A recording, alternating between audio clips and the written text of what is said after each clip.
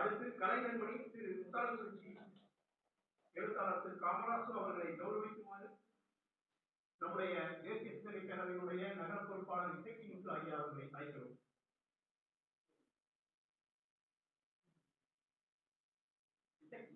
திரு இசைக்கு அவர்கள் கௌரவிப்பார்.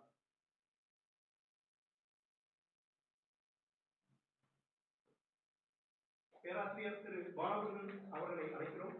முன்னாள் விமானப்படை வீரரான இவர் கணினி அறிவியல் மற்றும் சமயோசிதமாகவும் சாமர்த்தியாகவும் ஏற்பது உயிரிழந்த அந்த வழிதானிகளான அந்த சுற்றுலா பயணிகள் 26 பேருடைய ஆன்மா நன்மை அடைவதற்காக 16 நாட்கள் நம்முடைய நாடு அரசு காத்திருந்தது. அதையடுத்து மிகவும் துல்லியமாக திட்டமிட்டு ஆபரேஷன் சிந்தூர் என்ற பெயரிலே இந்த ஆபரேஷன் சிந்தூர் என்ற பெயர் இது அந்த பயங்கரவாதிகளுக்கு நாம் கொடுக்க வேண்டிய ஒரு படிப்பினை தண்டனை பாடம். ஆனால் இதை பொறுத்துக் கொள்ள முடியாமல் பாராட்டப்பட வேண்டிய ஒரு நிகழ்ச்சி.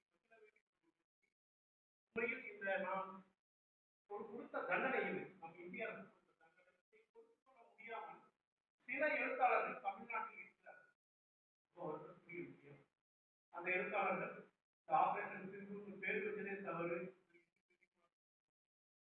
அது மட்டும் இல்ல, பாகிஸ்தான் அமைதிக்காக கொடி பிடிக்கிறது, தூது பிடிக்கிறது. ஆனால் அதை மீறி இந்திய அரசு தாக்குதல் நடத்துகிறது. அப்பட்டமான பொய்களுடன் ஒரு அறிக்கையை வெளியிட்டார். இந்த ஆபரேஷன் சிந்தூர் நடந்தது மே 7ஆம் தேதி. அடுத்த நாளே இந்த அறிக்கை வெளிவந்தது. அந்த அறிக்கையை கண்டித்த முதல் எழுத்தாளர் நம்முடைய தமிழ்நாட்டில் ஒரு முதுகெலும்புள்ள எழுத்தாளர் இருக்கிறார் என்பதை லட்சுமி மணிவரையா. அதையடுத்து நாங்கள் கோவையிலே பல முயற்சிகளை மேற்கொண்டோம். இடதுசாரி மையமான திராவிட மையமான எழுத்தாளர்கள் தேசிய சிந்தனை எழுத்தாளர்களுக்கு மிகுந்த அச்சமான சூழ்நிலை இதற்கு ஒரு மாற்றுப்பாதை கண்டறிய வேண்டும். இந்த எதிர் செய்தியாளர் படைப்பாளர் சங்கமம் என்ற நிகழ்வை நடத்துவதற்கு நாங்கள் துணிவோம். கோவையில் மே 25ஆம் தேதி நடந்தது. சென்னையில் கடந்த 15ஆம் தேதி ஜூன் 15ஆம் தேதி நடந்தது. சுப்பிரமணியன் ஐயா அவர்கள் பதிவு செய்திருக்கிறார். அவரை வரவேற்கிறோம். நம்முடைய நெல்லை நாயகன் வாஞ்சிநாதன் அவர்களுக்கு நினைவஞ்சலி செலுத்துமாறு ஐயாவை கேட்டுக்கொள்கிறோம்.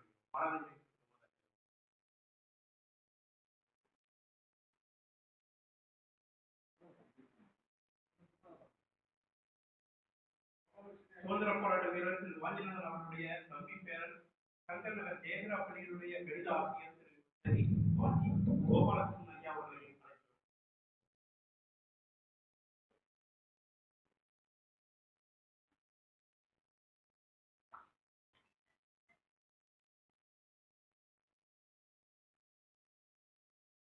முன்னோர்களை போற்றாத நாடு முன்னேற இயலாது. நாம் வாழ்வதற்காக தன்னை ஈந்தவர்களுடைய தியாகத்தை மறக்கும் நாடு முன்னேற இயலாது. தியாகத்தை போற்றுவோம். அவர்களுடைய உயிர்விட்டு பணியாற்றி வெயிலடித்து வாஞ்சி பணியாற்றி என்று என்கிற தீர்மானத்தை வலியுறுத்தி அன்றைய பாரத பிரதமர் ராஜீவ்காந்தி 3/10/1980 செங்கோட்டையில் பிரதமர் வந்தபோது இந்த பெயரை அறிவித்து இங்கு நடந்தது போது அன்று தொடர்ந்து அன்றைய பாராளுமன்ற முன்னாள் பாராளுமன்ற உறுப்பினர் இப்படி பலர் வந்து போய் அவர்களுடைய வாஞ்சிநாதனுடைய தம்பி இளவரசர் கோபாலகிருஷ்ணன் அவர் வீட்டிற்கு நானும் எழுதி செல்வதற்கு உடன் வந்தது அறிஞர் அப்பொழுது விவசாய துறையில் பணியாற்றி இருந்து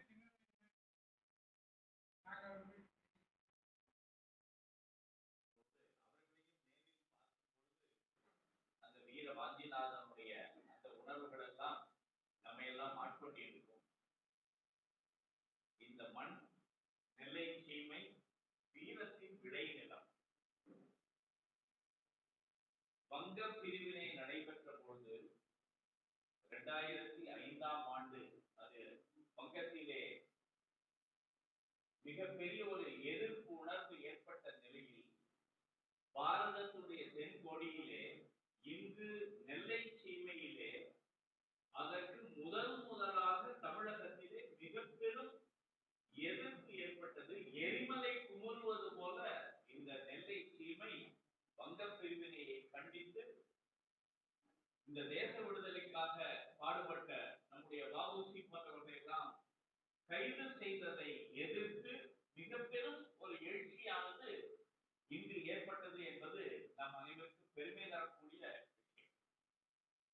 அப்படிப்பட்ட இந்த நெல்லை சீமையிலிருந்து ஒரு வீர வாஞ்சிநாதன் பாரத நாட்டிலே முதலாக என்று சொல்லக்கூடிய வகையிலே நேருக்கு நேர் வெள்ளையனை பரங்கியனை பழிதீர்க்கக்கூடிய அந்த ஒரு செயலானது வாஞ்சி மணியாச்சி ரயில் நிலையத்தில் நடைபெற்றது.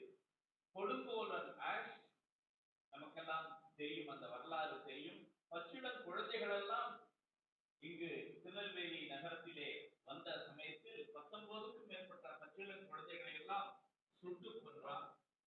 இங்குள்ள இருக்கக்கூடிய இன்றைக்கு நாம் பார்க்கின்ற சாராள் டக்கர் கல்லூரியிலிருந்து இந்த பாளையங்கோட்டையினுடைய பெரும்பான்மையான நிலப்பரப்பை எல்லாம் கிறிஸ்தவர்களுக்கு மதமாற்றத்திற்காக தாரை வார்த்து கொடுத்த ஒரு கயவன்.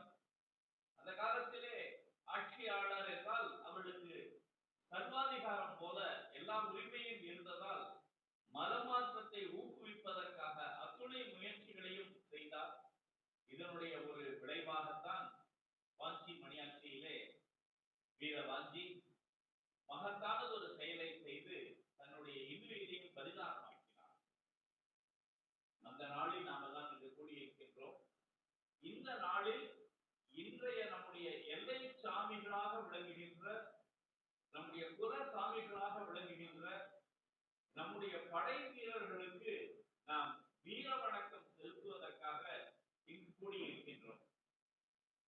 நண்பர் முரளி அவர்கள் துவக்கத்திலே குறிப்பிட்டது போல பகல்காம் தாக்குதல், அதை தொடர்ந்து நம்முடைய அரசனுடைய ஆபரேஷன் சிந்தூர், அந்த நடவடிக்கைகள் இவையெல்லாம் ஒரு புதிய செய்தியை உலகுக்கு அளித்திருக்கின்றது. உலகத்திலே இதுவரை பாரத நாடு வளராத நாடு என்ற அந்த பட்டியலில் இருந்து இப்பொழுது வளருகின்ற நாடு என்ற பட்டியலுக்கு உயர்ந்ததோடு மட்டுமல்லாமல் உலகத்திலேயே 4வது பொருளாதாரத்திலே வளர்ந்த நாடாக, மேலும் முன்னேறக்கூடிய நாடாக, பொருளாதாரத்திலே மட்டுமல்லாமல் தொழில் துறையிலும், தொழில்நுட்ப துறையிலும், அணுசக்தி துறையிலும், அதே போல நம்முடைய துணைக்கோள்களை எல்லாம் ஏவுகின்ற அந்த துறையிலும் ISRO மூலமாக உலகிலேயே மிகப்பெரிய சக்தி படைத்த நாடு என்ற முத்திரையை நாம் பதித்திருக்கின்றோம்.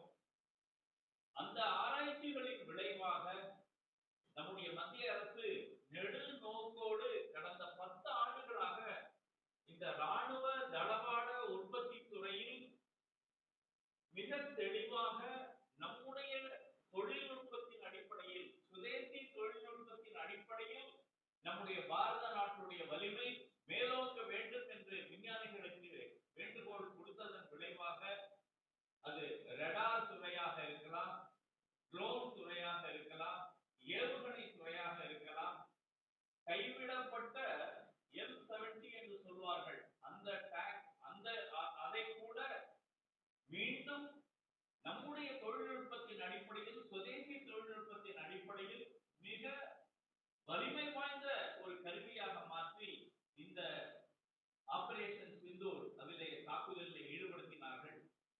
அதே போல இப்பொழுது நாம் ஈரான் இஸ்ரேல் போர் உலக அளவிலே நடைபெற்றுக் கொண்டிருக்கிறதை பார்த்துக் கொண்டிருக்கின்றோம். கடந்த சில ஆண்டுகளாக, கிட்டத்தட்ட 3 ஆண்டுகளாக உக்ரைன் ரஷ்யா போர் நடைபெற்றுக் கொண்டிருக்கிறதை நாம் பார்க்கிறோம்.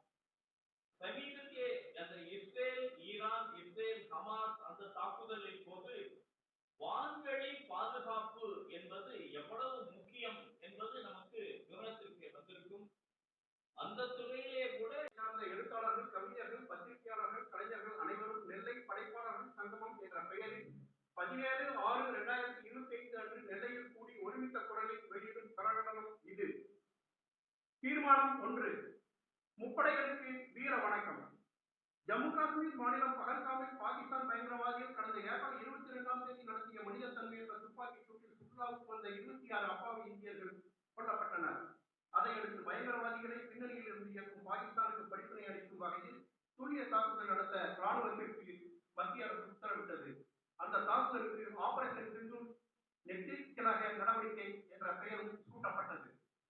அதன்படி பாகிஸ்தானுக்கு நமது ராணுவம் தகுந்த பதிலடியை கடந்த மே 7 முதல் மே 10 வரை 4 நாட்களில் அளித்தது. மே 7ஆம் தேதி அதிகாலையில் பாகிஸ்தான் வான் எல்லைக்குள் ஊடுருவிய நமது விமானப்படை விமானங்கள் நடத்திய துல்லிய தாக்குதலில் பயங்கரவாதிகளின் 11 பயிற்சி முகாம்கள் நிர்மூலமாயின. அதே சமயம் பாகிஸ்தான் ராணுவம் ஏவிய ஏவுகணை அனைத்தையும் வானிலையை தடுத்து நிறுத்தி நமது ராணுவம் சாதனை படைத்தது. அடுத்த நாட்களில் நமது ராணுவம் தொடர்ந்து நடத்திய வான் தாக்குதல்களில் பாகிஸ்தானின் படைத்தளங்கள் பலத்த சேதமடைந்தன. இறுதியில் அந்த நாட்டின் வேண்டுகோளை ஏற்று நமது அரசு ஆபரேஷன் சிந்தூர் நடவடிக்கையை தற்காலிகமாக நிறுத்தி வைத்துள்ளது. உண்மையில் இந்தியாவுக்கு அண்டை நாடு மீது போர் தொடுக்க விருப்பமில்லை. அதே சமயம் அந்நாட்டின் பயங்கரவாத ஆதரவு நிலைப்பாட்டை உலகுக்கு வெளிப்படுத்தவும் அந்நாட்டுக்கு இருந்த ஒரு வாய்ப்பளிக்கவும் தான் அந்நாட்டின் மீது தாக்குதல் நடத்தப்பட்டுள்ளது. இது போர் அல்ல, நமது ராணுவத்தின் துல்லிய தாக்குதல் மட்டுமே. இந்த நடவடிக்கையில் பாக் ஆதரவு பெற்ற சுமார் 300 பயங்கரவாதிகள், நூற்றுக்கணக்கான பாகிஸ்தான் படையினர் கொல்லப்பட்டுள்ளனர். இத்தருணத்தில் இந்தியா மீதான பகையை கைவிட்டு சொந்த நாட்டு மக்களின் முன்னேற்றத்துக்கான செயல்பாடுகளில் கவனம் செலுத்துமாறு நமது அண்டை நாட்டுக்கு வேண்டுகோள் விடுக்கிறோம். இந்திய ஒருமைப்பாட்டை குறைக்கும் சதிகள் எதுவும் எக்காலத்திலும் நிறைவேறாது என்பதை அந்நாட்டுக்கு உறுதியுடன் தெரிவித்துக் கொள்கிறோம். பகல்காமிலும் ஆபரேஷன் சிந்தூர் நடவடிக்கையின் போதும் எதிரி நாட்டின் வீரத்தி தாக்குதலிலும் வீரமரணம் அடைந்த நமது பாதுகாப்பு படையினர், குடிமக்கள் உள்ளிட்ட அனைவரின் ஆன்மா நற்கதி அடைய பிரார்த்திக்கிறோம். மிகவும் குறைந்த உயிர் சேதத்துடன் அதிநவீன போர் முறையில் 4 நாட்களில் பாகிஸ்தான் ராணுவ கட்டமைப்பை நமது வீரர்கள் அளித்துள்ளனர். இந்த பதிலடி நடவடிக்கை இந்திய ராணுவத்தின் வெற்றி சிலாகமாக வெளியிடுகிறது. நமது முப்படைகளின் நிகழ்த்த வீரத்துக்கும் மக்களாட்சியின் மாண்புக்கு கட்டுப்பட்ட அதன் சீரிய செயல்திறனுக்கும் எமது சிறம் சார்ந்த வணக்கங்களை காணிக்கையாக்குகிறோம். இந்த தீர்மானத்தை ஒப்புதல் அளித்து அனைவரும் கலவரி எழுப்புமாறு. அடுத்து தீர்மானம் 2. மத்திய அரசுக்கு வேண்டுகோள். ஜம்மு காஷ்மீரில் நடத்தப்பட்ட கொலைத்தனமான தாக்குதலுக்கு நமது அரசு ஆபரேஷன் சிந்தூர் மூலமாக தகுந்த பதிலடி கொடுத்திருப்பதை பாராட்டுகிறோம். நாட்டுக்கு சவாலான இந்த காலகட்டத்தில் நமது அரசியல் வேண்டுகோள்களை மறந்து அரசுக்கும் ராணுவத்துக்கும் உறுதுணையாக நிற்பது குடிமக்கள் அனைவரின் பொறுப்பாகும். படைப்பாளர்கள் சமூகத்தின் மனசாட்சியாக திகழ்பவர்கள்.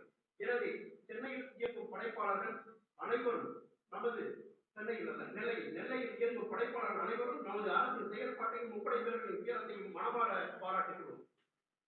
அதே சமயம் சித்தாந்த ரீதியாக இந்திய அரசை எதிர்க்கும் சிலர் பாகிஸ்தான் ஆதரவு நிலைப்பாடு எடுத்திருப்பதை வன்மையாக கண்டிக்கிறோம்.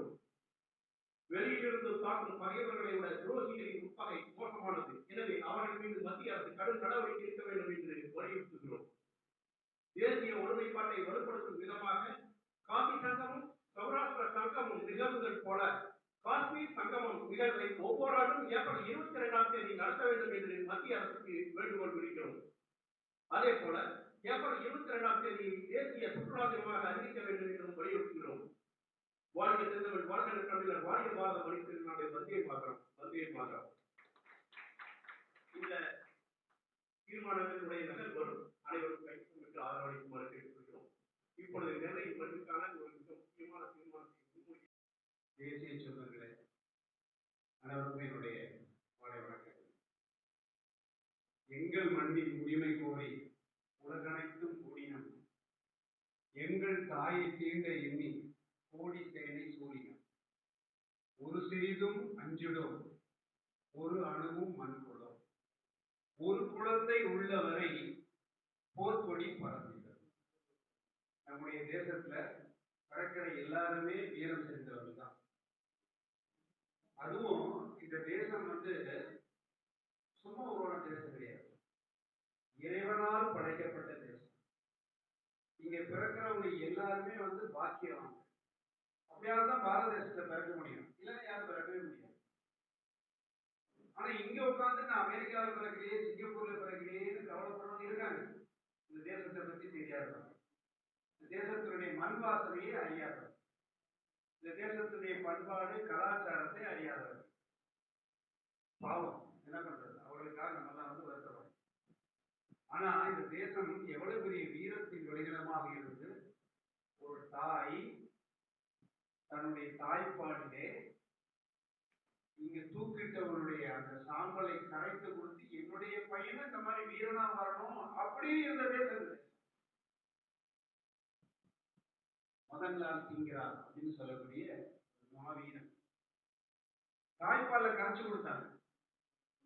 அவனுடைய உடலை அவங்களே எரிச்சுட்டான், பிரிட்டிஷ்காரே எரிச்சுட்டான். அந்த சாம்பலையாவது குடியாவது கேட்டு வாழ்ந்து எல்லாரும் வாங்கிட்டு போனாங்க. ஆயிரக்கணக்கான தன்னுடைய குழந்தைக்கு தாய்ப்பால கரைச்சு கொடுத்தாங்க. இப்படிப்பட்ட தேசத்தை எங்கேயா பார்க்க முடியுமா? அப்படி ஒரு அற்புதமான தேசம் இந்த தேசம். வாஞ்சிநாதன் யாருக்காக உயிரை விட்டாரு? அவர் குடும்பத்துக்காகவா? இல்ல அவர் சொந்தக்காரங்களுக்காகவா? கிடையாது. அவனுக்கு என்ன பகை? இந்த தேசத்தை யாரோட பகை இருக்க முடியும்? என் தேசத்தை சீரழிக்கிறார்களே, என்னுடைய தர்மத்தை சீரழிக்கிறார்களே என்கின்ற ஒரு பெரிய கவலை. வஉசியை போய் சந்திக்கும் போது அவர் சொன்னதாகவும் செய்தி இருக்கிறது. உங்களுக்கு எல்லாம் முடிவு காலம் கட்டுவதற்கு ஆள் இல்லையா அப்படின்னு சொன்ன வார்த்தை வாஞ்சிநாதனை பாதித்தது. அதனுடைய விளைவுதான் இது.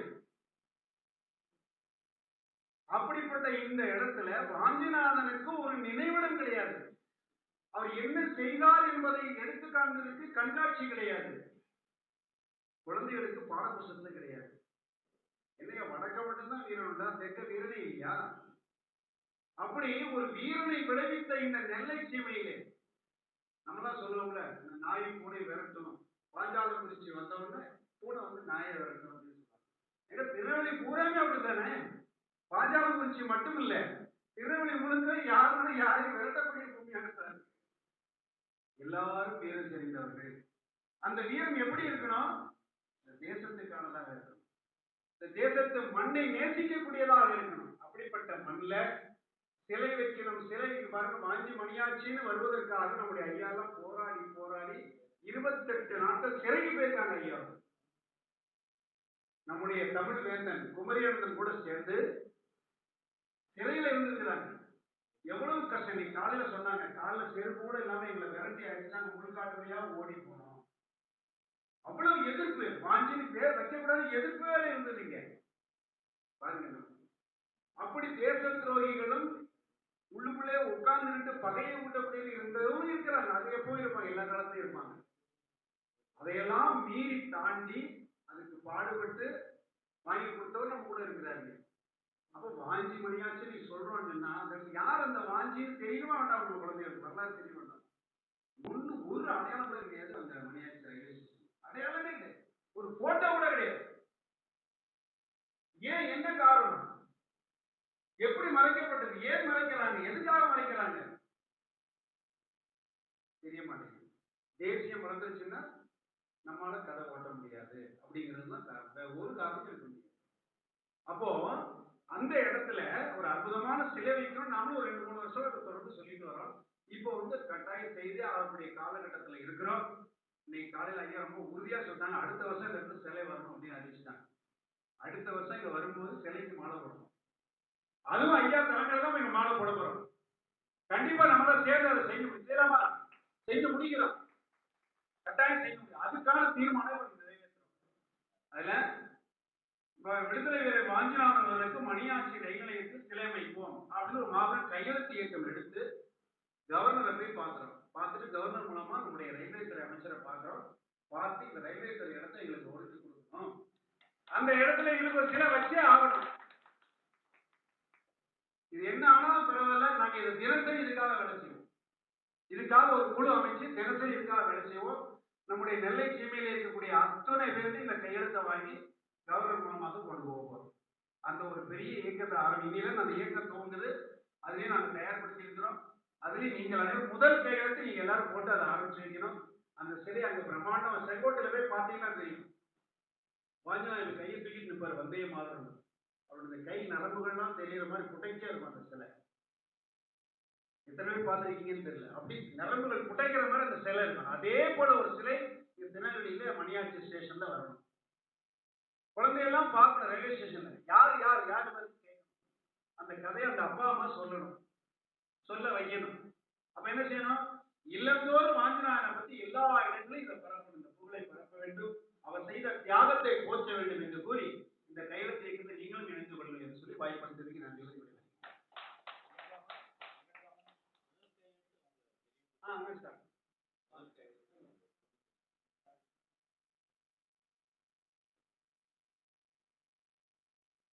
அதிலே முதல் கையெழுத்தாக அவருடைய வாரிசாக வந்திருக்கிற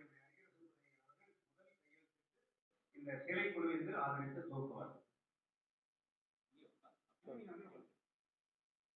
இப்பொழுது இந்த நிகழ்ச்சியை கலந்து கொண்டிருக்கின்ற சில படைப்பாளர்களை அறிமுகம் செய்ய வருகிறார் திரு வெங்கடாஜலபதி அவர்கள்.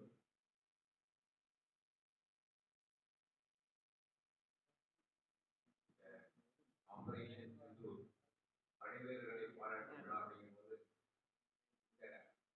இந்த நிகழ்வானது படைப்பாளர்கள் சங்கம். படைப்பாளர்கள் சங்கம் அப்படிங்கிறது நமக்கெல்லாம் நான் சொன்ன மாதிரி ஏற்கனவே சொன்ன மாதிரி பாரதியார், அங்கே கவிஞர்கள், எழுத்தாளர்கள், ஓவியர்கள், சிந்தனையாளர்கள், கவியரங்கம், கருத்தரங்கம் அப்படின்னு போடுறோம். நமக்கு நிறைய உந்து சக்தி கொடுக்குறவங்க இவங்கலாம்.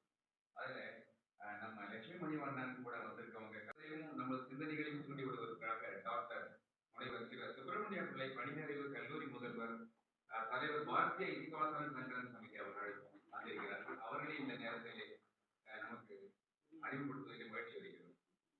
அடுத்ததாக மிகவும் சீனியரான நமது கவிஞர் வி. சுப்பையா அவர்கள் காலையிலே முன்னால வந்து ஐயா மாநில தலைவர் அகவை முதிர்ந்த கவிஞர் நலச்சங்கம் அப்படின்னு வச்சிருக்கிறாங்க. நல்ல சினிமா பாடலாம் பாடி எங்களை காலையில எப்படி நாடு அதை நாடுங்கிற மாதிரியான நல்ல அருமையான ஒரு பாட்டுகள் எல்லாம் பாடி காலையில எங்களை ஊக்குவிச்சாங்க. அவ்வளவு வயசுலயும் எங்களுக்கு மணியாட்சிக்கு அந்த அவருடைய தியாகத்தை போற்றி எங்களுக்கு ஊக்குவித்து நமக்கு ரயில்வே ஸ்டேஷன்லயும் மணிமண்டபத்தையும் வந்திருந்தாங்க. அவங்களையும் இந்த நேரத்தில் அறிமுகப்படுத்த முயற்சி இருக்கிறது. அடுத்ததாக ஆணைக்குளம் ஜி. வரதராஜன் அவர்கள் எழுத்தாளர். அவர்கள் நமது சங்கத்திலே நிறைய ஏகப்பட்ட கருத்துக்களை கூறியிருக்கிறார்கள். நமக்கு மோட்டிவேஷனுக்காக நம்ம சங்க அமைப்புகளிலே நிறைய விஷயங்களை கூறுவார்கள். அவர் சிறந்த எழுத்தாளர், சொரண்டை பகுதியை சேர்ந்தவர். அவங்க புதிய சாயல் ஆசிரியர் அப்படிங்கிற புதிய சிலபஸ் ஆசிரியர் அப்படிங்கிற ஒரு பத்திரிகையை நடத்தி வருகிறார்கள். அடுத்ததாக நமது சாரதா கல்லூரியிலே இருந்து தமிழ் ஆர்வலர்கள் வந்திருக்காங்க.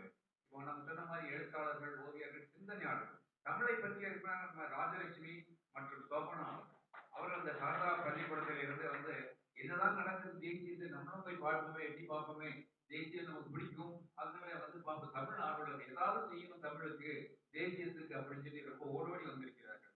அடுத்ததாக தென்காசி வே. சுந்தரமூர்த்தி அவர்கள் ஆசிரியர், சின்மியா உண்டு உறவினர் பள்ளி, கோயம்புத்தூர்ல இருந்து வந்திருக்காங்க. அவங்க சொந்த ஊர் தென்காசி. அவர் ஒரு சிறந்த கவிஞர். ஏதாவது நம்ம மாணவர்கள் மத்தியிலே ஏதாவது நல்ல விஷயங்களை சொல்லுவோம் என்று இருக்கிறார். நமக்கு நம்ம பகுதியிலே நமது நண்பராகிய கவிஞர் கருங்குளம் முருகனார் இருக்கிறாங்க. அவங்க முகமூர் கவிதை பக்கம் தமிழ் திருக்குறள் விழாவும் கவிச்சோலை நடத்திட்டு இருக்காங்க. அவங்களுக்கும் தமிழ் விருதுங்கிற விழாவுக்கு இருக்கு. நல்லபடியா எங்களுக்கு எல்லாமே நிறைய விஷயங்களை ஷேர் பண்ணுவாங்க, நிறைய விஷய ஞானம் கொடுக்குறவங்க. இந்த மாதிரி தேசியத்திற்கு கவிஞர்கள் வேணும், கட்டுரையாளர்கள் வேணும், எழுத்தாளர்கள் வேணும். ஒவ்வொரு விதத்திலையும் நமக்கு இந்த சங்கமத்தை போட்டு வைக்கிறதுக்கு நீங்களாம் எங்களுக்கு இந்த சங்கமமா ஆகிறது. ஒரு கவிஞர் மட்டும் அது ஒரு சங்கம் கிடையாது. சங்கமம் அனைவரும் வந்திருக்கிறாங்க. அதனால ரொம்ப சந்தோஷம் அடைகிறோம், மகிழ்ச்சி அடைகிறோம். நீங்களாம் வந்ததுக்கு ரொம்ப சந்தோஷம். வந்திருக்கின்ற ராமகிருஷ்ணன் அவர்கள் கருவாவுளி சிறுவணி என்ற பெயரில் மிக அற்புதமான தலப்புறான தொகுப்புகளை நடத்தி கொண்டிருக்கிறார். சங்கரன் கோவிலை சேர்ந்தவர். அவரை வரவேற்கிறேன். அடுத்து நம்முடைய விருந்தினர்களை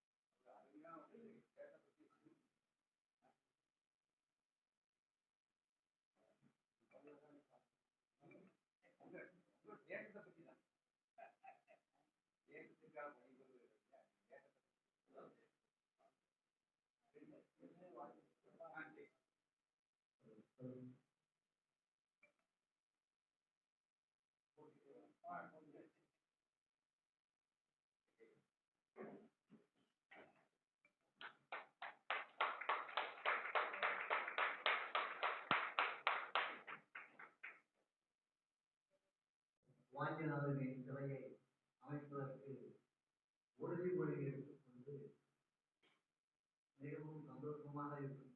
இந்த தலைவரை பார்க்கும்போது என்ன பாடலாம், எதை வாழ்த்து பாடலாம் என்று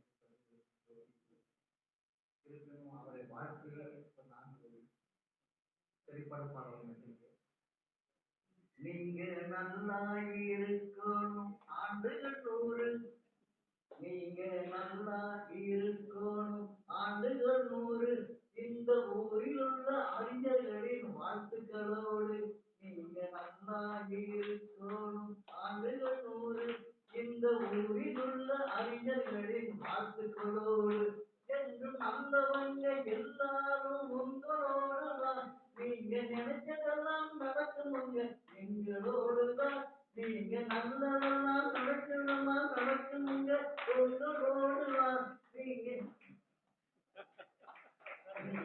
நல்லா இருக்கணும் ஆண்டுகள் 100, இந்த ஊரில் உள்ள அறிஞர்களின் வாழ்த்துக்களோடு வாழ்த்துவாங்க.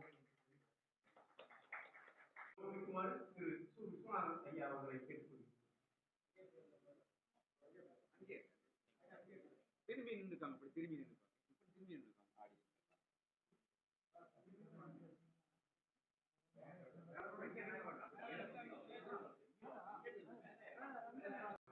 வேளாண்மை பொறியியல் துறையிலே பணியாற்றி ஓய்வு பெற்றவர் திரு ஹரிஹர சுப்பிரமணியன் அவர்கள்.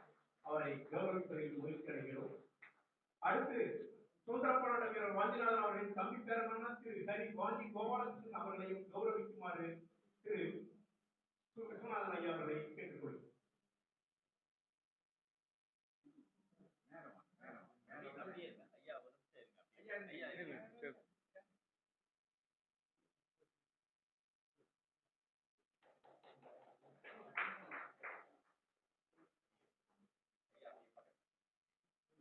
அடுத்து கலைஞர்மணி திரு முத்தாலங்குறிச்சி எழுத்தாளர் திரு காமராசு அவர்களை கௌரவிக்குமாறு நம்முடைய தேசிய சிந்தனை பேரவையினுடைய நகர பொறுப்பாளர் இசைக்கு முத்து ஐயா அவர்களை அழைக்கிறோம்.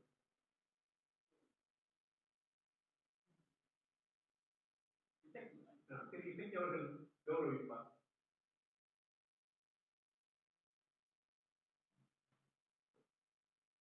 பேராசிரியர் திரு பாலமுருகன் அவர்களை அழைக்கிறோம். முன்னாள் விமானப்படை வீரரான இவர் கணினி அறிவியல் மற்றும் ஒரு படைப்பாளரை கௌரவிக்கிறார். ஒரு படை வீரர்.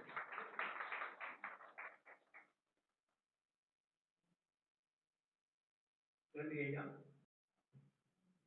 வணக்கம். ஜூன் மாதம் 17ஆம் தேதி வருது அப்படின்னா நம்ம எல்லாரும் ஒரு தேச பக்தர்கள் எல்லாம் ஒரு நிகழ்ச்சிக்கு திட்டமிடுவோம். அது வாஞ்சிநாதன் படத்தை திறக்கலாம், ஐயா சொல்ற மாதிரி சிலை திறக்கலாம், இப்படி ஒரு ஆக்கப்பூர்வமான ஏதோ ஒரு சிந்தனைகள். அது வண்டியை கட்டணும், செங்கோட்டைக்கு போகணும், சிலைக்கு மாலை போடணும், இப்படிலாம் நிறைய யோசிப்போம். ஆனா கடந்த 20 வருடங்களாக எனக்கு இருக்கக்கூடிய சிக்கல் ரொம்ப வித்தியாசமான சிக்கல். நான் இந்த பத்திரிகை துறைக்கு, அதாவது விஜயவாதம் முரளி அவர்கள் எனக்கு சீரியல் 99 கடைசியில சென்னைக்கு நான் போனேன். விஜயவாதத்தில் தான் முதல்ல சேர்ந்தேன். அதற்கு பிறகு கலைமகள் பத்திரிகையில மஞ்சள் இதழாசிரியராக ஒரு 5 வருடங்கள் இருந்தேன். அப்போ எங்க வீட்டுக்கு பக்கத்துல ஜனார்த்தனன் அப்படின்னு ஒரு ஆசிரியர், செங்கோட்டை வி. ஜனார்த்தனன், நிறைய எழுதுவார்.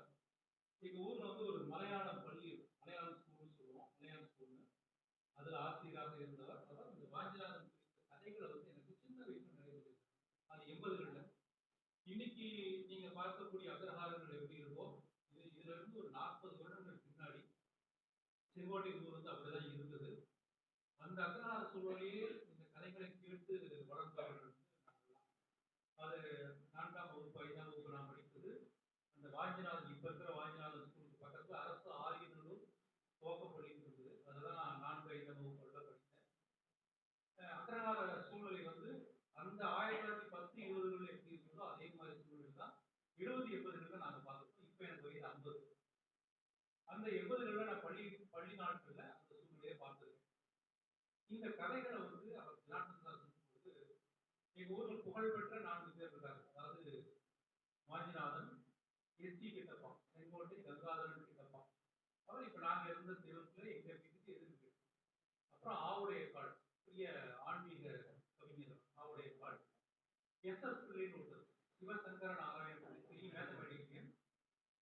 ராமானுஜ மாதிரி, கணித மேதை ராமானுஜ மாதிரி ஒரு மிகப்பெரிய புகழ்பெற்ற ஒரு மேத்தமெட்டிஷியன். அப்புறம் எஸ்.வி. சுப்பையா, நான் உங்களுக்கு தெரியும், சினிமாக்கள்லாம் நடிப்பார்.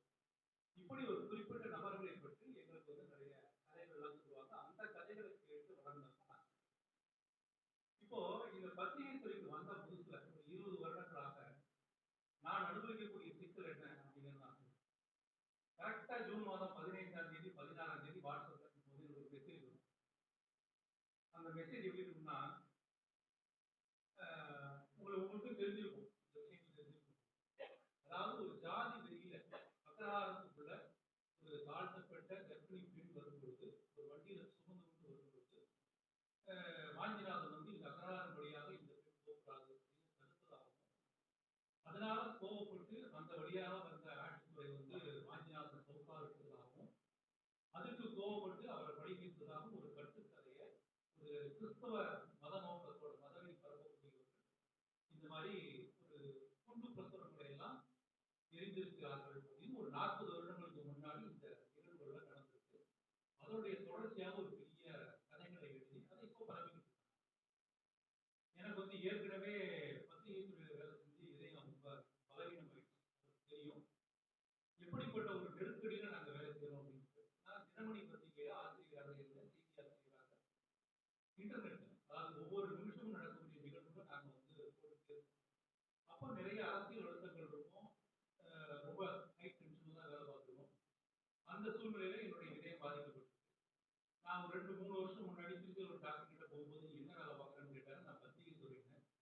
முதல்ல ஒரே ஒரு பிரிஸ்கிரிப்ஷன் அந்த மருந்து என்னன்னா, இங்க நடக்கக்கூடிய செய்திகளை படிக்காத, அப்போ உனக்கு வந்து மனசு பீஸ்ஃபுல்லா இருக்கும், அதுக்கப்புறம் நீ கொஞ்சம் கொஞ்சமா குணமாயிடுங்க அப்படின்னு. இப்போ இந்த மெசேஜ் மாதிரி நம்ம டென்ஷனை ஏற்படுத்தக்கூடிய ஒரு செய்திகளை படிக்கும் பொழுது, அதாவது வாய்க்காத விஷயத்தை படிக்கும் பொழுது என்னுடைய உணர்வு எப்படி இருக்கும் நீங்க யோசிச்சு பாருங்க. ஏன்னா சின்ன வயசுல இருந்து அதே மண்ணை சேர்ந்தவன், அதே மண்ணில் அந்த வீடு எப்படி இருந்தது, அந்த இடம் எப்படி இருந்தது, மக்கள் எப்படி இருந்தாங்க, எல்லாத்தையும் பார்த்து பார்த்து பழகி வளர்ந்தோம். அப்போ இதை கேட்கும் பொழுது ஒரு துடிக்கும். அப்போ நான் வருஷம் இதே மெசேஜ் ஒவ்வொரு வாட்டியும் ஒவ்வொருத்தருக்காக சொல்லணும். இது இல்லை, இப்படிதான் நடந்தது. எப்படி நடந்தது? சரியாக 1908ஆம் வருடம் நெல்லை கலகம் இன்னொன்று நடந்தது. பாவு சிதம்பரம் அவருக்கு ஒரு பெரிய கொடுமை நடந்தது. ஆஷ்துறை அப்போ வந்து சப் கலெக்டர், தேன்மாரி சப் கலெக்டர், மீன்சுத்துறைன்னு ஒருத்தர் இருந்தார், அவர் தான் கலெக்டர். ஸோ அவங்க வந்து எப்படி இங்க ஆக்ட் பண்ணாங்க, அவங்களுடைய அட்ராசிட்டிஸ், அந்த ஒரு அடக்குமுறையால எப்படி இவர்கள் வந்து பாதிக்கப்பட்டாங்க, இதெல்லாம் நம்ம பார்க்குறோம், பேசுறோம். அப்போ 3 பேர் வந்து ரொம்ப ஃபேமஸ். லால் பால் பால், அது லாலா லஜபதி ராய், பாலகங்காதர, பிபின் சந்திரபால். அந்த பிபின் சந்திரபாலர் அப்படிங்கிறவருடைய விடுதலை எப்படி என்ன பண்றாங்க, சுதந்திர எழுச்சி நாளாக திருநெல்வேலியில நம்ம தைப்பூச மண்டபத்துல கொண்டாடுறாங்க. இந்த தைப்பூச மண்டபத்துல அன்னைக்கே வந்து ஒரு 13,000 பேர் கூடினதாக அந்த திருநெல்வேலி கழகத்தை இன்னைக்கும் இந்த கெசட்ல வந்து நம்ம பதிவாயிட்டு அதை நம்ம பார்க்கிறோம். ஸோ இப்படி ஒரு பெரிய ஒரு நிகழ்ச்சி நடக்குது, ஒரு பெரிய மாநாடு கூட்டம் மாதிரி நடக்குது, அதில் இவர் பேசுறாரு. அதற்கு பிறகு என்ன பண்றாங்க, இவங்க அந்த 2 பேரும் வந்து வஉசி வந்து அரெஸ்ட் பண்றாங்க. அந்த கைதானதற்கு பிறகு தண்டனை விதிக்கிறாங்க. அதுல வந்து ஒவ்வொரு பேர் பத்மநாபன் ஒருத்தர் இருக்காரு, நீலகண்டன் குருசாரி, இவர் வஉசி, இவங்களெல்லாம் வந்து கொடுக்குறாங்க. இதனால பாதிக்கப்பட்ட வாஞ்சிநாதன் இன்னும் சுத்திக்குள்ள இளைஞர்கள், அப்ப 22-23 வயசு, ரொம்ப சாதாரண ஒரு துடிப்புள்ள இளைஞர்கள். நீங்க எங்க ஊர்ல பாத்தீங்கன்னா இன்னும் லிஸ்ட்ல பார்க்கலாம். அதாவது அவருக்கு தண்டனை கொடுத்த அந்த 17 லிஸ்ட்ல எல்லாரும் பாத்தீங்கன்னா ஒரு 30 வயசுக்கு உள்ள இருக்கக்கூடிய ஒரு இளைஞர். அந்த இளைஞர் பட்டாலும் யோசிக்கிறாங்க நம்ம வந்து என்ன பண்ணலாம் அப்படின்னு. இது வந்து நான் முதல்ல சொன்ன அந்த ஜாதி வெறிங்கிற அமைப்புல இல்லை. ஏன் அப்படின்னா எல்லாரும் வந்து இருக்காங்க. அது ஐயர், ஐயங்கார், பிள்ளைவாள், இன்னும் நிறைய பேர், இன்னும் அடுத்தடுத்த கட்டங்கள் எல்லாருமே அந்த இளைஞர்கள் இருந்திருக்காங்க. இன்னும் வந்து இந்த கற்பாலம் இருக்கு, சாவடி அருணாச்சலம் இருக்கு, இவங்கெல்லாம் வந்து அந்த டீம்ல இருந்திருக்காங்க. அது இந்த குரூப்ல. இதுக்கு பேர் வந்து என்னன்னா பாரத மாதா சங்கம். இவங்களுடைய வேலை வந்து ரொம்ப சின்ன, ரொம்ப எளிமையான வேலை தான், ஆனா எளிமை இல்லை. என்ன அப்படின்னா, ஒரு நம்ம எங்கெல்லாம் கஷ்டங்கள் அனுபவிக்கிறோம், இவங்க எப்படிதான் அடக்குமுறையில ஏவறாங்க, நம்ம நாடு போகக்கூடிய நிலைமை என்ன, அந்த சுதேசிய சிந்தனை என்ன, இதையெல்லாம் வந்து கையெழுத்து பத்தி மாதிரி ஒரு பேப்பர்ல எழுதி வீடு வீடா போய் அதை விநியோகம் பண்ணணும். அவங்களுக்கு வந்து அந்த விழிப்புணர்ச்சி ஏற்படுத்தும். அது மக்களுடைய ஒரு பார்ட்டிசிபேஷன் இல்லாம எதுவும் நடக்காதுன்றதால பொதுமக்களுக்கு அந்த அரசியல் அறிவை விழிப்புணர்வை ஏற்படுத்தி அதன் மூலமாக பிரிட்டிஷாருக்கு எதிராக செயலை செய்யணும் அப்படிங்கிறது அவருடைய துவக்ககால ஒரு பணி. அதுக்காக என்ன பண்ணாங்க, நிறைய துண்டு பிரசுரம்லாம் அச்சடிச்சு எழுதி நல்ல வீடுகளில் பட்டில் பட்டிலா வச்சிருந்தாங்க. இந்த கடைசியில் அதாவது பின்னாடி வந்த ஆட்களை கொலைக்கு அப்புறம் நடந்த இந்த சர்ச் ஆபரேஷன் இருக்குல்ல, நம்ம போலீஸார் வந்து தேடும் பொழுது இந்த பண்டில் எங்கெல்லாம் எந்த வீட்டுலாம் கிடைச்சதோ அவங்களெல்லாம் குற்றவாளிகளாக்கி அதை வந்து ஒரு பெரிய அடக்குமுறை அவங்க ஏறினாங்க அப்படிங்கிறது தான் நம்ம பார்க்கலாம். ஸோ இந்த ஒரு செயலை இன்னைக்கு நம்மளால பண்ண முடியாத பார்க்கணும். அதாவது ஃபேஸ்புக்கில் நம்மளால மனம் திறந்து நம்ம நினைக்கிறது எழுத முடியாத நீங்க பாருங்க. இன்றைய சூழல்ல அரசாங்கத்துக்கு வந்து நம்மளால ஒரு கருத்து எழுத முடியாத பாருங்க. இப்படிப்பட்ட அடக்குமுறைகள் இருக்கின்ற இந்த காலத்திலேயே, அதாவது மக்களாட்சி நடக்கின்ற இந்த காலத்திலேயே நம்ம பயப்படுறோமே, அப்போ வந்து யோசிச்சு பாருங்க, ஆங்கிலேயர் அரசாங்கம் அவர்களுடைய போலீஸ் அன்னைக்கு திருவிதாங்கூர் சமஸ்தானத்துல செங்கோட்டை இருந்தது. அதுல வந்து பாரதமாதாசன் வச்சு சின்ன பசங்க தான் இருந்தாங்க. அவங்களுக்கு எப்படிப்பட்ட அடக்குமுறைகள் இருந்திருக்கும், அவங்க எந்த அளவுக்கு அதை குறிப்பா மீறி இருந்திருக்காங்க அப்படின்னு யோசிப்போம். ஸோ இது வந்து ஒரு வியப்பான வந்து ஒரு செயல் மட்டும் இல்லை, தர்மத்தை காப்பாற்று. ஏன்னா வாஞ்சிநாதன் வந்து தன்னை சுட்டுக் கொண்டு உயிரை வந்து பலிதானமாகும் பொழுது அவருடைய சட்டப்பையில் இருக்கிற அந்த கடிதத்துல அந்த வார்த்தைகள் வந்து ரொம்ப அழகாக படிச்சிடும். இவர்கள் வந்து நம்மளுடைய தர்மத்தை வந்து கெடுக்கிறார்கள், அதனாலதான் வந்து ஒரு 5000 பேர் திரண்டிருக்கிறோம். இந்த பஞ்சமனாகிய ஜார்ஜ், அதாவது 5ஆம் ஜார்ஜ், அவர் எதிர்ப்பதற்காக ஒரு படை கிளம்பி இருக்கிறது எழுதியிருக்காரு.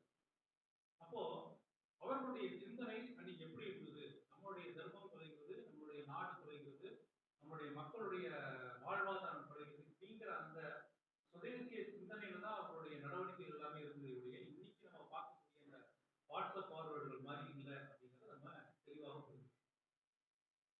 இந்த விஷயத்த நான் ரொம்ப உணர்ச்சிகரமா சென்னையில ஒரு 20 வருடங்கள் முன்னாடி ஒரு நிகழ்ச்சி, அது மகாத்மா காந்தி ஸ்டடி சென்டர்னு ஒன்று இருக்கு ஸ்ரீநகர்ல. அந்த நிகழ்ச்சியில நான் எங்க ஊர் அனுபவத்தை நான் பேசிக்கிட்டு இருந்தேன். கீழே வந்து முதல் வரிசையில ஒரு பெரியவர் உட்காந்து கேட்டுட்டு இருந்தார்.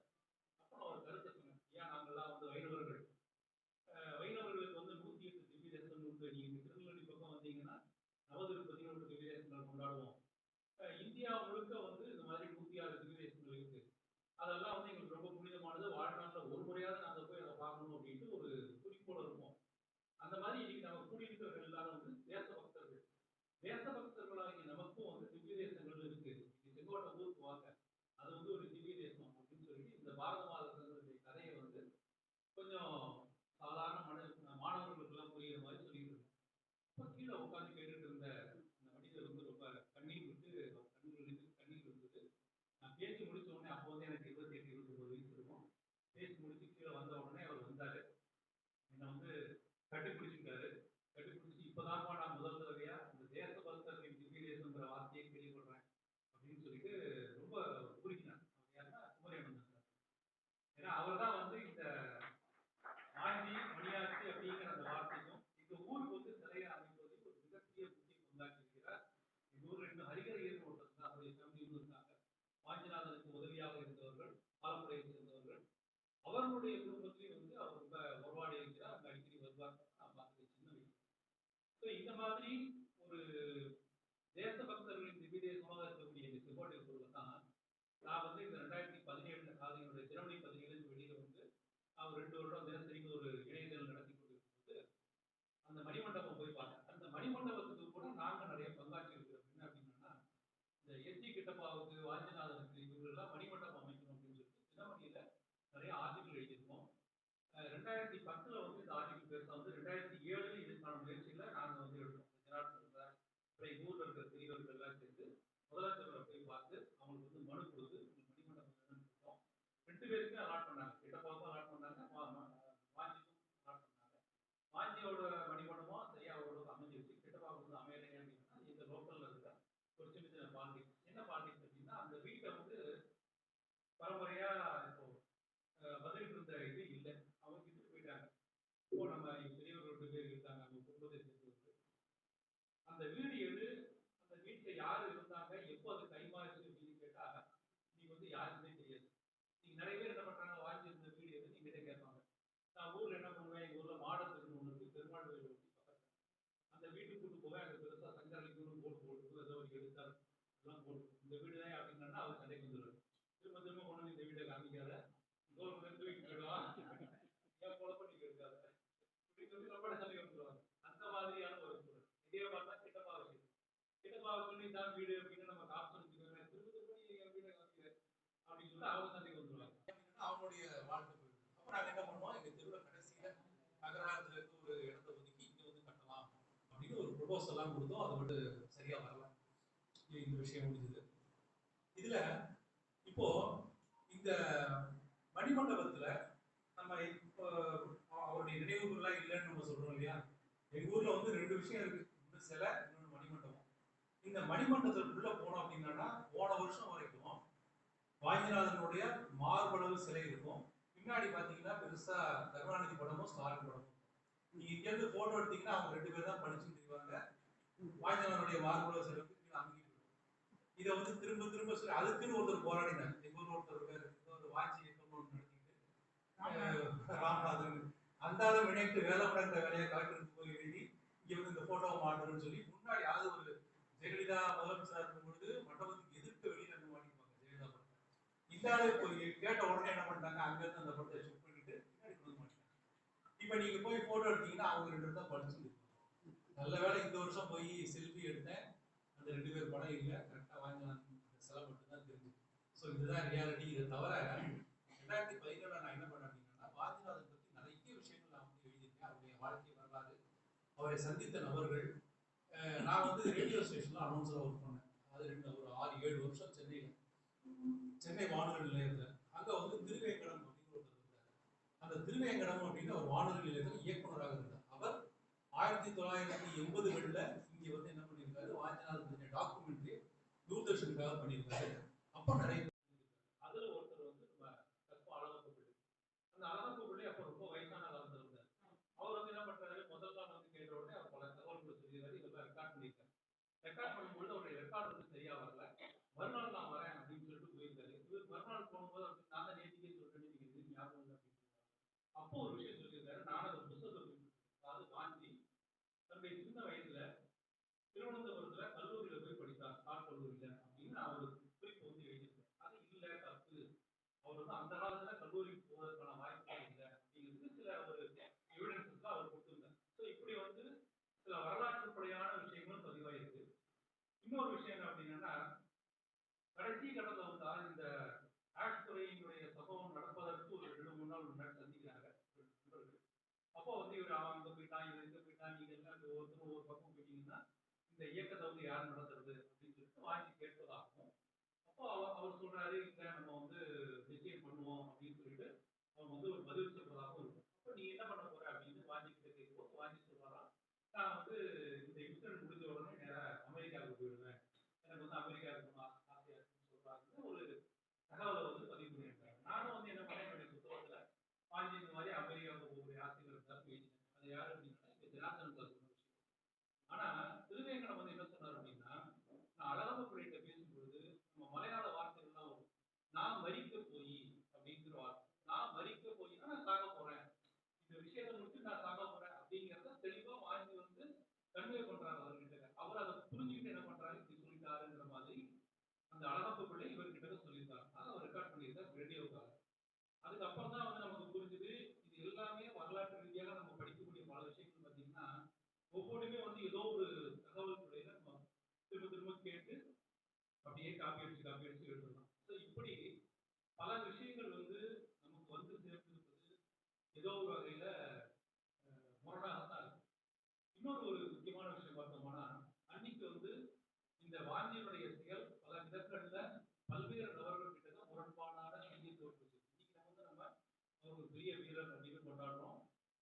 இன்னைக்கு வந்து நம்ம மாலை போட்டு மரியாதை படி எல்லாம் பண்றோம். நான் கூட ஒரு 2 வருஷம் முன்னாடி இந்த மன் கி பாத்துக்கு எழுதி கொடுத்துருந்தேன். அது பிரதமருடைய மன் கி பாத் மனதின் குரலுக்கு நம்ம ரேடியோ கான்டாக்ட்ல இருக்கிறதுனால வாஞ்சியினுடைய கதையை எழுதி அவர் எதுக்காக இந்த வேலையை பண்ணார் அப்படின்னு சொல்லிட்டு ஒரு ஸ்கிரிப்ட் எழுதி அவருக்கு அனுப்பிச்சிருந்தேன்.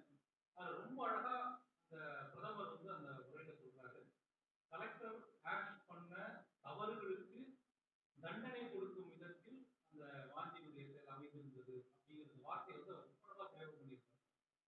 இது எப்படி அப்படின்னு அப்போ பார்த்தோம்னா, இன்னைக்கு பாரதியாருக்கும் இந்த வாஞ்சியினுடைய இன்சிடென்ட்க்கு அப்புறம் ஒரு கருத்து வேறுபாடுகளுக்கும் வந்து அவர் வந்து என்ன பண்றாரு, இன்னைக்கு நீங்க பாரதி புதையல் படிச்சீங்கன்னா தெரியும்.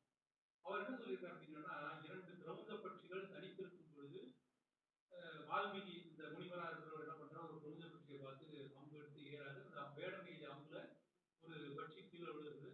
அந்த இணையாக இருக்கக்கூடிய 2 பேர் இன்பம் சுகித்திருக்கும் பொழுது இணையாக இருக்கக்கூடிய 2 உயிர்கள், அதுல ஒன்றை நம்ம கொல்லும் பொழுது அது தர்மத்துக்கு விரோதமாக இருக்கு. அதுக்கப்புறம் தான் ராமாயணம் வந்தது அப்படிங்கிற அந்த கதையெல்லாம் எழுதி இவங்க 2 பேரும் வந்து இந்த மாதிரி ட்ரெயின்ல, அது இந்த ஆஷ்ரமனுடைய மனைவியும் கொடைக்கானலுக்கு இன்ப சுற்றுலாவுக்காக போகும்பொழுது இவர் போய் தனியாக சொல்வது வந்து நம்ம தர்மத்துக்கு விரோதம், தர்மத்தை காப்பாற்றுவதற்காக, சுதந்திரத்தை காப்பாற்றுவதற்காக நம்ம செய்யக்கூடிய இந்த வேலையானது தர்மத்துக்கு விரோதமாக இருக்கிறதே அப்படின்னு ஒரு முடிச்சு போட்டு பாரதி எழுதியிருக்கிறதாக அந்த பாரதி புதையல். ஸோ இந்த மாதிரி கருத்து வேறுபாடுகளையும் கடந்து நீங்க வந்து நம்ம பார்க்கணும் அப்படிங்கும் பொழுது இந்த பிரதமருடைய அந்த வார்த்தையானது, அதாவது சரியான தண்டனை கொடுத்தான் அப்படிங்கிறது, நம்ம இதையெல்லாம் மீறி, அதாவது இந்த தர்மத்தை எல்லாம் தர்மத்துக்கும் எப்படி நம்ம ஒரு கிருஷ்ண பரமாத்மா ரீதியில பார்க்கிறோமோ அந்த செயலை வந்து அன்னைக்கு அவங்க செய்ய புரிஞ்சிருக்காங்க அப்படிங்கிறத நம்ம வந்து மிக சரியாக புரிந்து கொள்ள முடியுது. நம்ம சாதாரணமா வந்து வாட்சியுடைய கதைகளை புத்தகத்தை படிக்கிறோம், பார்க்கிறோம். ஆனா இப்ப நான் வந்து உங்கள்ட்ட சொன்ன பல விஷயங்கள் வந்து ஊர் சார்ந்த என்னுடைய மண் சார்ந்த சில அனுபவ பதிவுகள். இன்னைக்கு நாங்க எப்படி நீங்க வந்து மணியாட்சியில போய் ஒரு சிலையை அமைக்கணும் அப்படின்னு நீங்க கேட்குறீங்களோ அந்த மாதிரி நாங்களும் சில கோரிக்கைகளை எங்க ஊர்ல வச்சுக்கிட்டு இருக்கோம். முக்கியமான 2 கோரிக்கைகள் என்ன அப்படின்னா, எங்க ஊர் பஸ் ஸ்டாண்டு போய் பார்த்தீங்கன்னா தெரியும், அண்ணா அறிஞர் பேருந்து நிலையம் அப்படின்னு. அறிஞர் அண்ணா பேருந்து நிலையம். எங்க ஊருக்கு அண்ணாவுக்கு என்னையா இப்படிதான் தோணும். ஊர் பார்த்தீங்கன்னா அப்படிதான் இருக்கும். அதுக்கு அட்லீஸ்ட் இந்த 4 பேர் சொன்னல, வாஞ்சி, அப்புறம் வந்து என்டி கிட்டப்பா, இந்த மாதிரி எஸ்எஸ் யாரோ ஒரு பேரை வைங்க, அவங்களுடைய ஞாபகார்த்தமாவது எங்க ஊர்ல இருக்குங்க. அதை விட்டுட்டு இன்னும் அண்ணா பேர் சொல்லி வச்சிருக்கீங்க அப்படின்னு சொல்லிட்டு அதற்கு வந்து ஏதாவது ஒரு பேர் வைக்கணும்னு நாங்க போராடிட்டு இருக்கோம், கேட்டுருக்கோம். 2வது என்ன அப்படின்னா, இந்த வாஞ்சியினுடைய வீட்டுல பாரத மாதா சங்கத்தினுடைய கூட்டம் நடக்கும்போது ஒரு கருத்தை பதிய வைக்கிறார். 1910ஆம் வருடம் ஒரு கூட்டம் நடக்குது. அந்த கூட்டத்தில் சொல்றாரு, தமிழகத்தினுடைய, அதாவது பாரத தேசத்தினுடைய தென்கல்லையாக இருக்கக்கூடிய இந்த செங்கோட்டையில இன்னைக்கு நாம் எடுக்கக்கூடிய பிரதிஜையானது விரைவிலேயே தில்லி செங்கோட்டையில சுதந்திர கொடி ஏறக்கூடிய ஒரு எழுச்சியை தரும் அப்படின்னு அவங்க பேசுறாங்க. அது இங்க இருக்கக்கூடிய செங்கோட்டைக்கும் அங்க இருக்கக்கூடிய டெல்லி செங்கோட்டைக்கும் முடிச்சு கூட அந்த விஷயத்தை பேசுறாங்க. இப்போ என்னுடைய கோரிக்கை என்ன அப்படின்னா, ஊர்ல இருக்கக்கூடிய பெரியவங்களுடைய கோரிக்கை என்ன அப்படின்னா, எப்படி வந்து நீங்க விவேக் எக்ஸ்பிரஸ் அப்படின்னு வச்சிருக்கீங்களோ அந்த மாதிரி செங்கோட்டையில இருந்து டெல்லிக்கு வந்து ட்ரெயின் விடணும், அதுக்கு வந்து வாஞ்சி எக்ஸ்பிரஸ் அப்படின்னு ஒரு பேரை வைக்கணும்.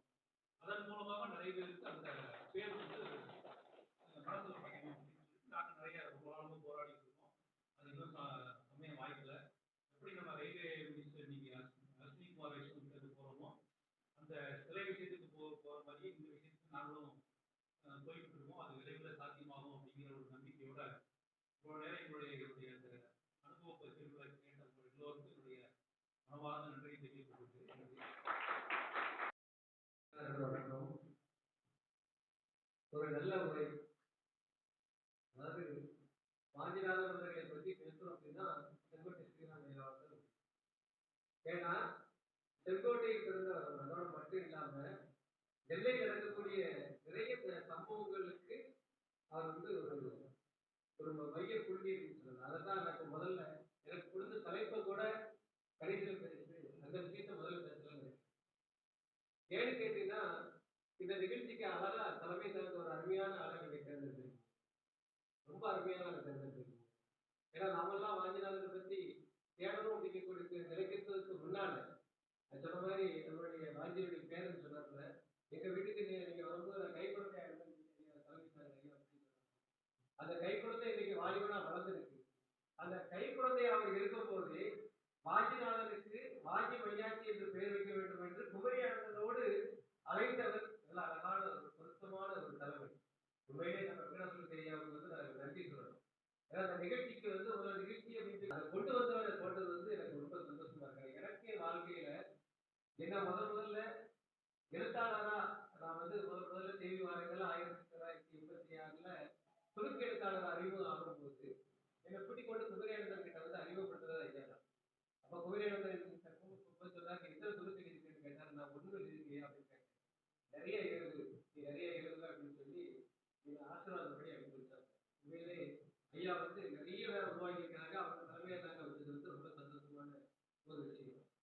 அப்புறம் இன்னொரு பெரிய விஷயம், இது எனக்கு நன்றி தெரிவிக்கிற மாதிரி இன்னொரு விஷயம் என்ன அப்படின்னு சொன்னா, செங்கோட்டை ஸ்ரீராமையா அவங்க எல்லா பத்திரிகையை பத்தி சொன்னாங்க.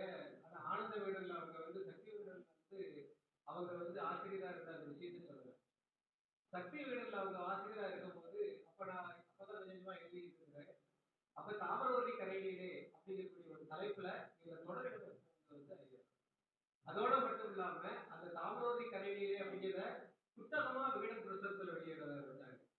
நீங்க பாத்தீங்க அப்படின்னா கிட்டத்தட்ட 3000 4000 காப்பிக்கு மேல அந்த புத்தகம் வந்துச்சு. அதன் வழியில தான் அதுக்கு விகடன்ல வந்து நிறைய புத்தகம் போட்டு சித்தர்கள் புதிய 10,000 காப்பிக்கு மேல வந்துச்சு. அப்புறம் நெல்லை நவீன்ல இருந்து 5000 காப்பிக்கு மேல வந்துச்சு. அதுக்கு அடித்தளம் விட்டது. அந்த அடித்தளம் விட்டதுக்கு காரணமாக ஒரு பெரிய சம்பவம் நடந்துச்சு.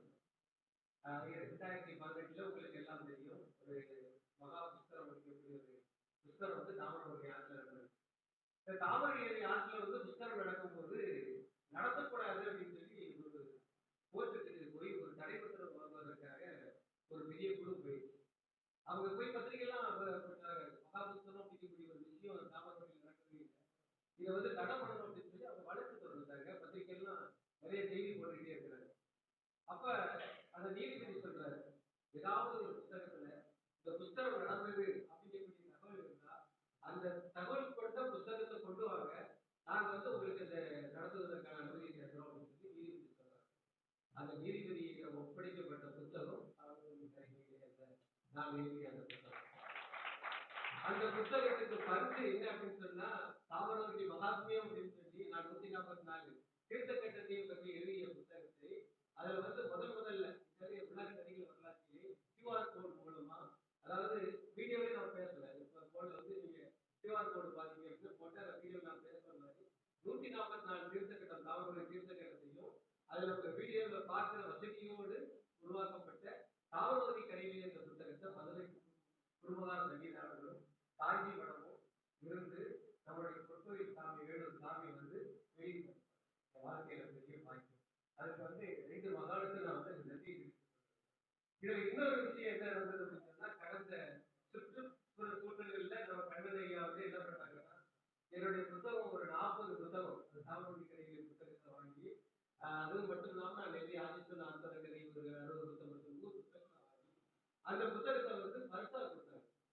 அந்த கலெக்டரை வச்சு அந்த பரிசா கொடுத்த அந்த புத்தகத்தினால இன்னைக்கு கலெக்டர் எங்க கூப்பிட்டு ஒரு 2 மணி நேரத்துக்கு முன்னால தாமிரவர்ணிக்கு நான் ஏதாவது செய்யணுமா அப்படின்னு. ஆக இது எங்கே செல்கிறது என்று சொன்னால், இது எல்லாமே பார்த்தா ஒரு கோட்டுக்குள் அமைஞ்ச மாதிரி எனக்கு தோணுது. நான் வந்து பார்க்கிற நிறைய முகம் புதுமுகமா இருக்கு. அவருடைய வாழ்த்துறை வழங்கிய ஐயா வந்து நிறைய விஷயங்கள் சொன்னாங்க. அந்த மாதிரி எல்லா விஷயங்கள் சொல்றாங்க. தாமிரவர்ணி ஆற்றங்கரையை சொல்லிக்கிட்டு இருக்காரு. நீங்க தாமிரவர்ணியை பத்தி கதைகள் கேட்டா நிறைய சொல்லிக்கிட்டு இருக்காரு. ஏன்னு கேட்டா நான் நெல்லை கலெக்டர்கிட்ட எவ்வளவு நெருக்கமா இருக்குமோ அது மாதிரி தூத்துக்குடி கலெக்டர்கிட்ட நெருக்கமா இருக்கிறது வழக்கம். ஒரு நாள் தூத்துக்குடி கலெக்டரை பேசிட்டு இருக்கும்போது அப்போ வந்து நம்ம 75ஆவது ஆண்டு விழா சுதந்திர தின விழா நம்ம கொண்டாடிட்டு இருக்கிறோம். அப்போ வந்து வாஞ்சிநாதனை பற்றி வாஞ்சிநாதன் கூட 27 பேர் வந்து ஒருங்கிணைந்த நெல்லை மாவட்டம் அப்படிங்கிறது மாறி இப்ப என்ன சொல்லியிருந்தா தூத்துக்குடி மாவட்ட தியாகிகளை வந்து நேரம் வந்து வாஞ்சிநாதனை பற்றி எழுதுவதற்காக நான் வாஞ்சி விளையாட்டுக்கு போயிருந்தேன். அப்போ 27 பேரை பற்றி தான் நாங்கள் எழுதணும் அப்படின்னு சொல்லி திட்டமிட்டோம். அப்படி திட்டமிட்டு போகும்போது திடீர்னு போய் பார்த்தா ஒவ்வொரு ஊர்லயும் கிட்டத்தட்ட 20 30 பேர் சொல்லி 300 பேர் இருக்காங்க. தூத்துக்குடி மாவட்டத்துல சுதந்திர போராட்ட தியாகிகள் 300 பேர் இருக்காங்க. எனக்கு ஆச்சரியம் ஆயிப்போச்சு. உடனே மாவட்ட ஆட்சியர்கிட்ட போய் சொல்லணும், அவர் சொன்னாரு மாவட்ட நிர்வாகத்தாரா அது புத்தகமா வெளியிடணும் அப்படின்னு சொல்லி தூத்துக்குடி மாவட்டத்தில் அறியப்படாத தியாகிகள் சொல்லி ஒரு புத்தகம் வெளியிட்டோம். அது தூத்துக்குடி மாவட்ட ஆட்சியரே அவருடைய மாவட்ட நிர்வாகம் மூலமா வெளியிட்டாங்க. எனக்கு வந்து அப்ப அதில் வாஞ்சிநாதனுடைய வரலாறு இருந்தது. அப்பதான் எனக்கு வாஞ்சிநாதனுடைய வரலாறை படைப்பதற்காக நெல்லை மண்டேசு தருணம், அதுவும் அவர் மூலமா கிடைச்ச ஒரு வாய்ப்பு தான். பசங்க தொலைக்காட்சியில் எனக்கு வந்து அதுக்கு ஷூட்டிங் போன அந்த காலம் வந்து எனக்கு நேரில் வந்தது. ஐயா சொன்ன மாதிரி தான் நேராக செங்கோட்டையில போய் நின்று அந்த செங்கோட்டையில் இருக்கக்கூடிய வாஞ்சிநாதன் அவருடைய வீட்டில் போய் நாங்கள் ஷூட் பண்ணோம். அது ஷூட் பண்ணும் போது பார்த்தீங்கன்னா எங்களை அடிக்கிறதுலாம் ஆளுங்க வந்துட்டாங்க. அது எப்போதுமே எனக்கு ஒரு பெரிய ஒரு இது ஒன்று பார்த்தீங்க. என்னன்னா நான் வந்து ஒரு 200 கோயில்கள் வரலாறு தாழ்ப்புறாமல் எழுதியிருக்கிறேன். அந்த புத்தகமாக வெளியிட்டிருக்கிறேன். அதை வந்து நான் முதல்ல சக்தி வீட்டில் எழுதுறேன், அப்புறம் திலகரில் எழுதுறேன், இப்போ திருத்தத்தில் எழுதியிருக்கேன். இதையெல்லாம் தொகுத்து புக்கா போடுறது வழக்கமாக உண்டு. முதல்ல ஆரம்ப காலத்துல வந்து நம்ம கோயிலுக்கெல்லாம் போய் அந்த தலை ஐயா தலப்புராணம் எழுதுறது பெரிய விஷயம். எப்படி அந்த அமெரிக்கா அப்படிங்கிறது அந்த மாறிச்சு சொன்னாங்களே, அதே மாதிரி தலப்புராணம் எழுதுறது ரொம்ப கஷ்டம். ஐயா திருமணர் சீனிவாசன் ஐயாலாம் இருக்காங்க. இது என்ன அப்படின்னா எல்லாம் எழுதிடுவோம், தலைமுறான வரலாறு எல்லாமே எழுதிடுவோம். எழுதி முடிச்சுட்டு அந்த சன்னிதானம் படத்தை எடுக்க போவோம். சன்னிதானம் படத்தை எடுக்கும் போது அங்க அர்ச்சகர் எங்களுக்கு சண்டைக்கு வர்றாரு. அர்ச்சகர் எடுக்கக்கூடாது பாரு, நீ எது எடுத்தீங்கன்னா அதனுடைய எல்லாமே போயிடும், எடுக்கவே கூடாது அப்படிப்பாரு. அது எப்படியா ஒரு பகவானுடைய படத்தை போட்டு அது எடிட்டோரியல் அவங்களுக்கு தெரியும், பகவானுடைய படத்தை போட்டா தான் அந்த கட்டுரை வெளியே வரும். ஆனா அந்த கட்டுரையை நீங்க படத்தை எடுக்கவாம வச்சிருந்தா எப்படி அப்படின்னு ரொம்ப கஷ்டமா இருக்கும். நம்ம தாமிரபரணி ஆற்றங்கரையில ஒவ்வொரு கோயில்களையும் புகுந்து நாங்க அர்ச்சகர்கிட்ட மெதுவா பேசி கூட்டிட்டு வந்து எங்க போட்டோகிராஃபர் போய் படம் எடுத்துருவாங்க. அது மாதிரி செல்போன மாதிரி நம்ம ஆப் மோட்லாம் போட்டு கிளாஸ் எல்லாம் எடுக்க முடியாது. உள்ள இருந்து நம்ம கிளாஸ் போட்டு நெகட்டிவ் கேமரா எடுத்துட்டோம்னா கிளாஸ் சவுண்ட் அங்கிருந்து கேட்கும். உடனே நீங்க அர்ச்சகர் திரும்ப வந்து அழிச்சு விடுவாரு, இல்லாட்டி பிரிவை பூரா இழுத்து விட்டுருவாரு.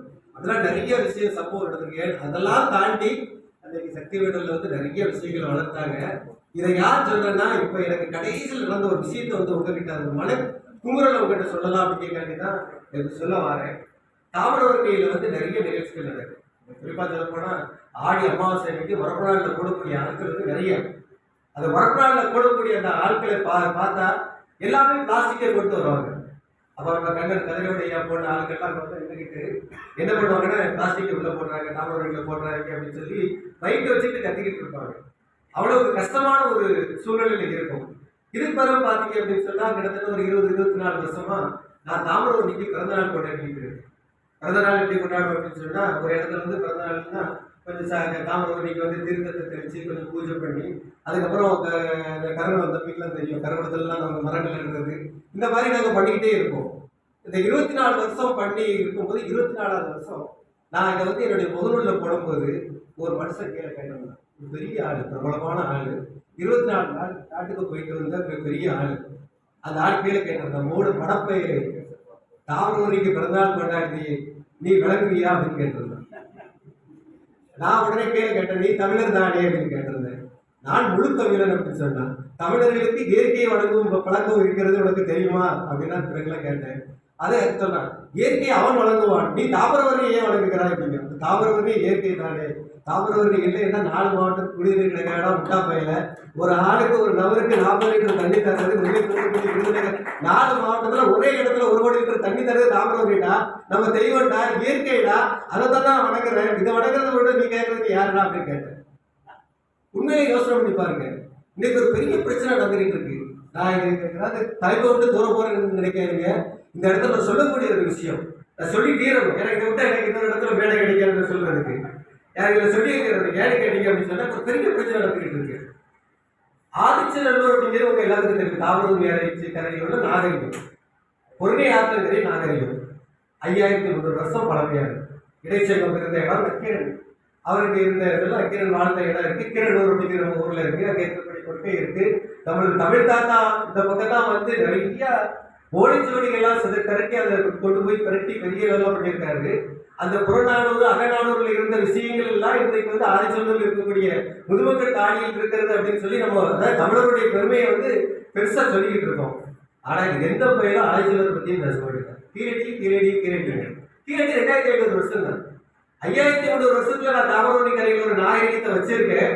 ஆனா நீ கொண்டாடுறது கீழடி முதல்ல சொல்லிக்கிட்டே இருக்கேன். நான் அந்த கீழடியை கொண்டாடு, அது கடைச்சங்கம், இடைச்சங்கம் இங்க இருக்கு. இடைச்சங்கத்தை கொண்டாடுறதுல யாருமே கொண்டாட முடியாது. அது எனக்கு ரொம்ப மனசு கஷ்டமா இருக்கு. ஏன்னு கேட்டா ஆதிச்சநல்லூர் வந்து கிட்டத்தட்ட ஒரு 150 வருடங்களாக நம்ம போராடி கொண்டிருக்கிற விஷயம். இந்தியாவிலேயே முதல் சைட் மியூசியம் நம்ம ஆதிச்சநல்லூர் நடந்திருக்கு. அதாவது நிர்மலா சீதாராமன் வந்து அறிவிச்சு அதை வெளியே கொண்டு வந்து இந்தியாவிலே முதல் சைட் மியூசியம். அது நான் வழக்கு போட்டு ஜெயிச்சு அது வழக்கை ஆதிச்சநல்லூர் வழக்குன்னு சொல்லி ஒரு புத்தகம் எழுதி அது ஒரு பெரிய விஷயம் ஒரு பக்கம் நடந்துகிட்டு இருக்குன்னு வச்சுக்கோங்களேன். அது இருந்தாலும் இன்னைக்கு அந்த நிர்மலா சீதாராமன் அம்மா வந்து அந்த சைட் மியூசியம் இந்தியாவிலேயே முதல் சைட் மியூசியத்தை திறந்து வச்சுட்டு போயிட்டாங்க. ஆனா அதை பத்தி இவங்க யாருமே பேசுறது கிடையாது. இங்க இருக்கக்கூடிய யாரும் அதை பத்தி பேசுறதே கிடையாது.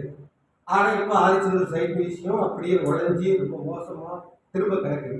திரும்பவும் நான் வழக்கு போயிட்டு திரும்ப கோர்ட்டு மூலமா தான் அவங்ககிட்ட போடணும் அப்படிங்கக்கூடிய நிலைமையில நான் இருக்கேன். இதுக்கு காரணம் யாருமே ஆதிச்சநல்லூர் பத்தி பேசுறாங்க. கீழடி பத்தியே பேசிட்டு இருக்காங்க. அதுவும் சொல்றாங்க கீழடி என்பது திராவிட நாகரிகம் அப்படிங்கக்கூடிய ஒரு வார்த்தையை சொல்றாங்க. அதாவது ஒரு காலத்துல வந்து நம்ம அப்பா பெரிய பணக்காரரா இருப்பாரு, அப்பா வந்து ஒரு பெரிய பலசரக்கு வச்சிருப்பாரு, அப்பாவுக்கு அப்புறம் பாத்தீங்கன்னா தாத்தா வந்துடும், பேரன் வந்துடும்.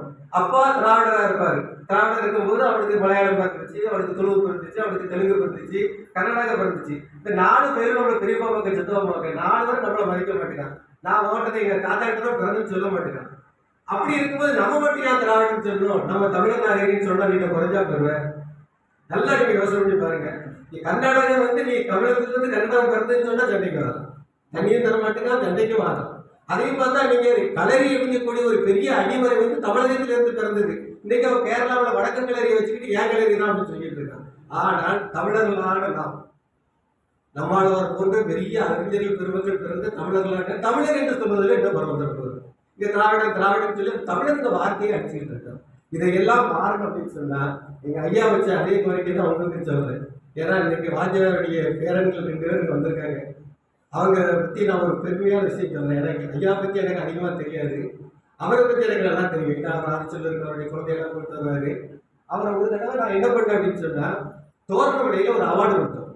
தோரணமடையில ஒரு தியாகியோட வாரிசை கூட்டி கொண்டு வந்து ஒரு அவார்டு கொடுக்கணும் அப்படின்னு சொல்லி முடிவு பண்ணி அந்த அவார்டு கொடுப்பதற்காக அவர் அழைச்சிருந்தார்.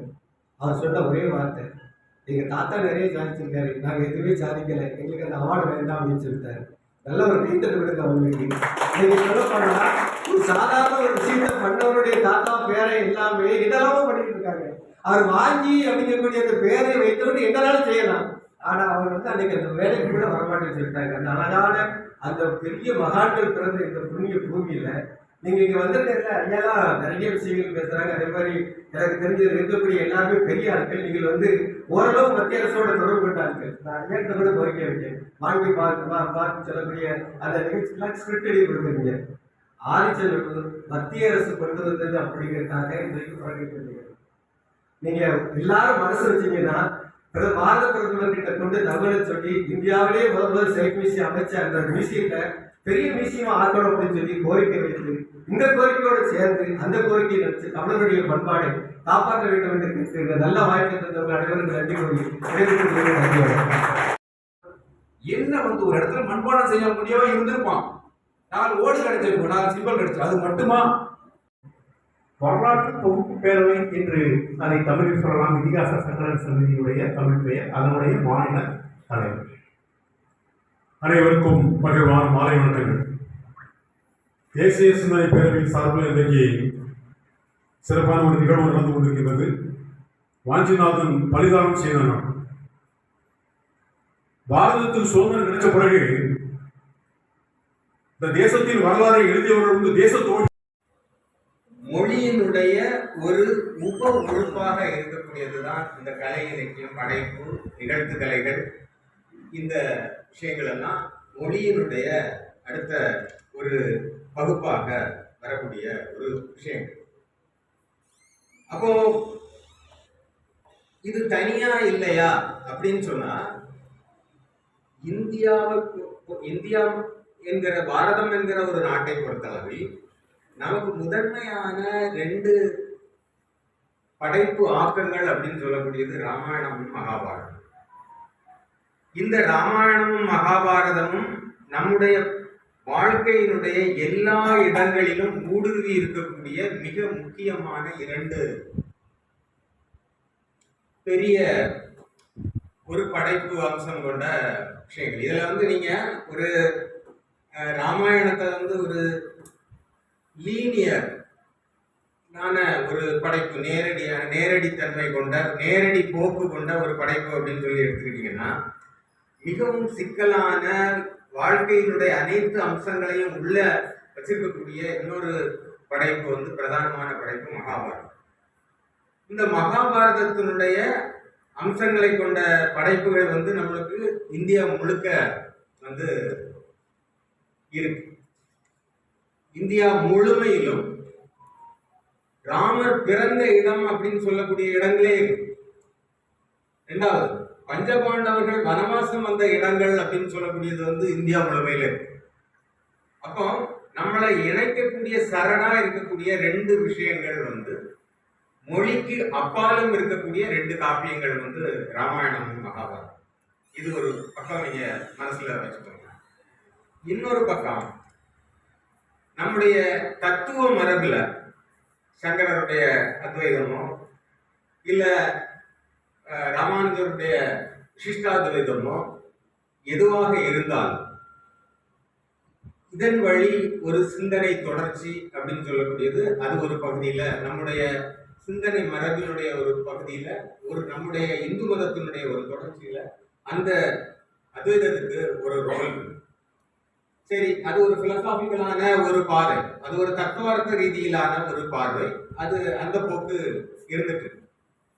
இதுக்கு இடையில நம்ம டெஸ்ட் பண்றதுக்கு இன்னொரு டூல் இருக்கு. அந்த டூல் யாருன்னு பாத்தீங்கன்னா சாமானியர். நம்ம எல்லாம் சாமானியர்கள்னு நம்ம எடுத்துக்கிட்டே பார்த்தோம்னா நம்மளுடைய அன்றாட வாழ்க்கையில நம்முடைய தினசரி வாழ்க்கையில நமக்குள்ள ஒரு பொதுவான ஒரு சரடு ஓடிக்கிட்டே இருக்கு.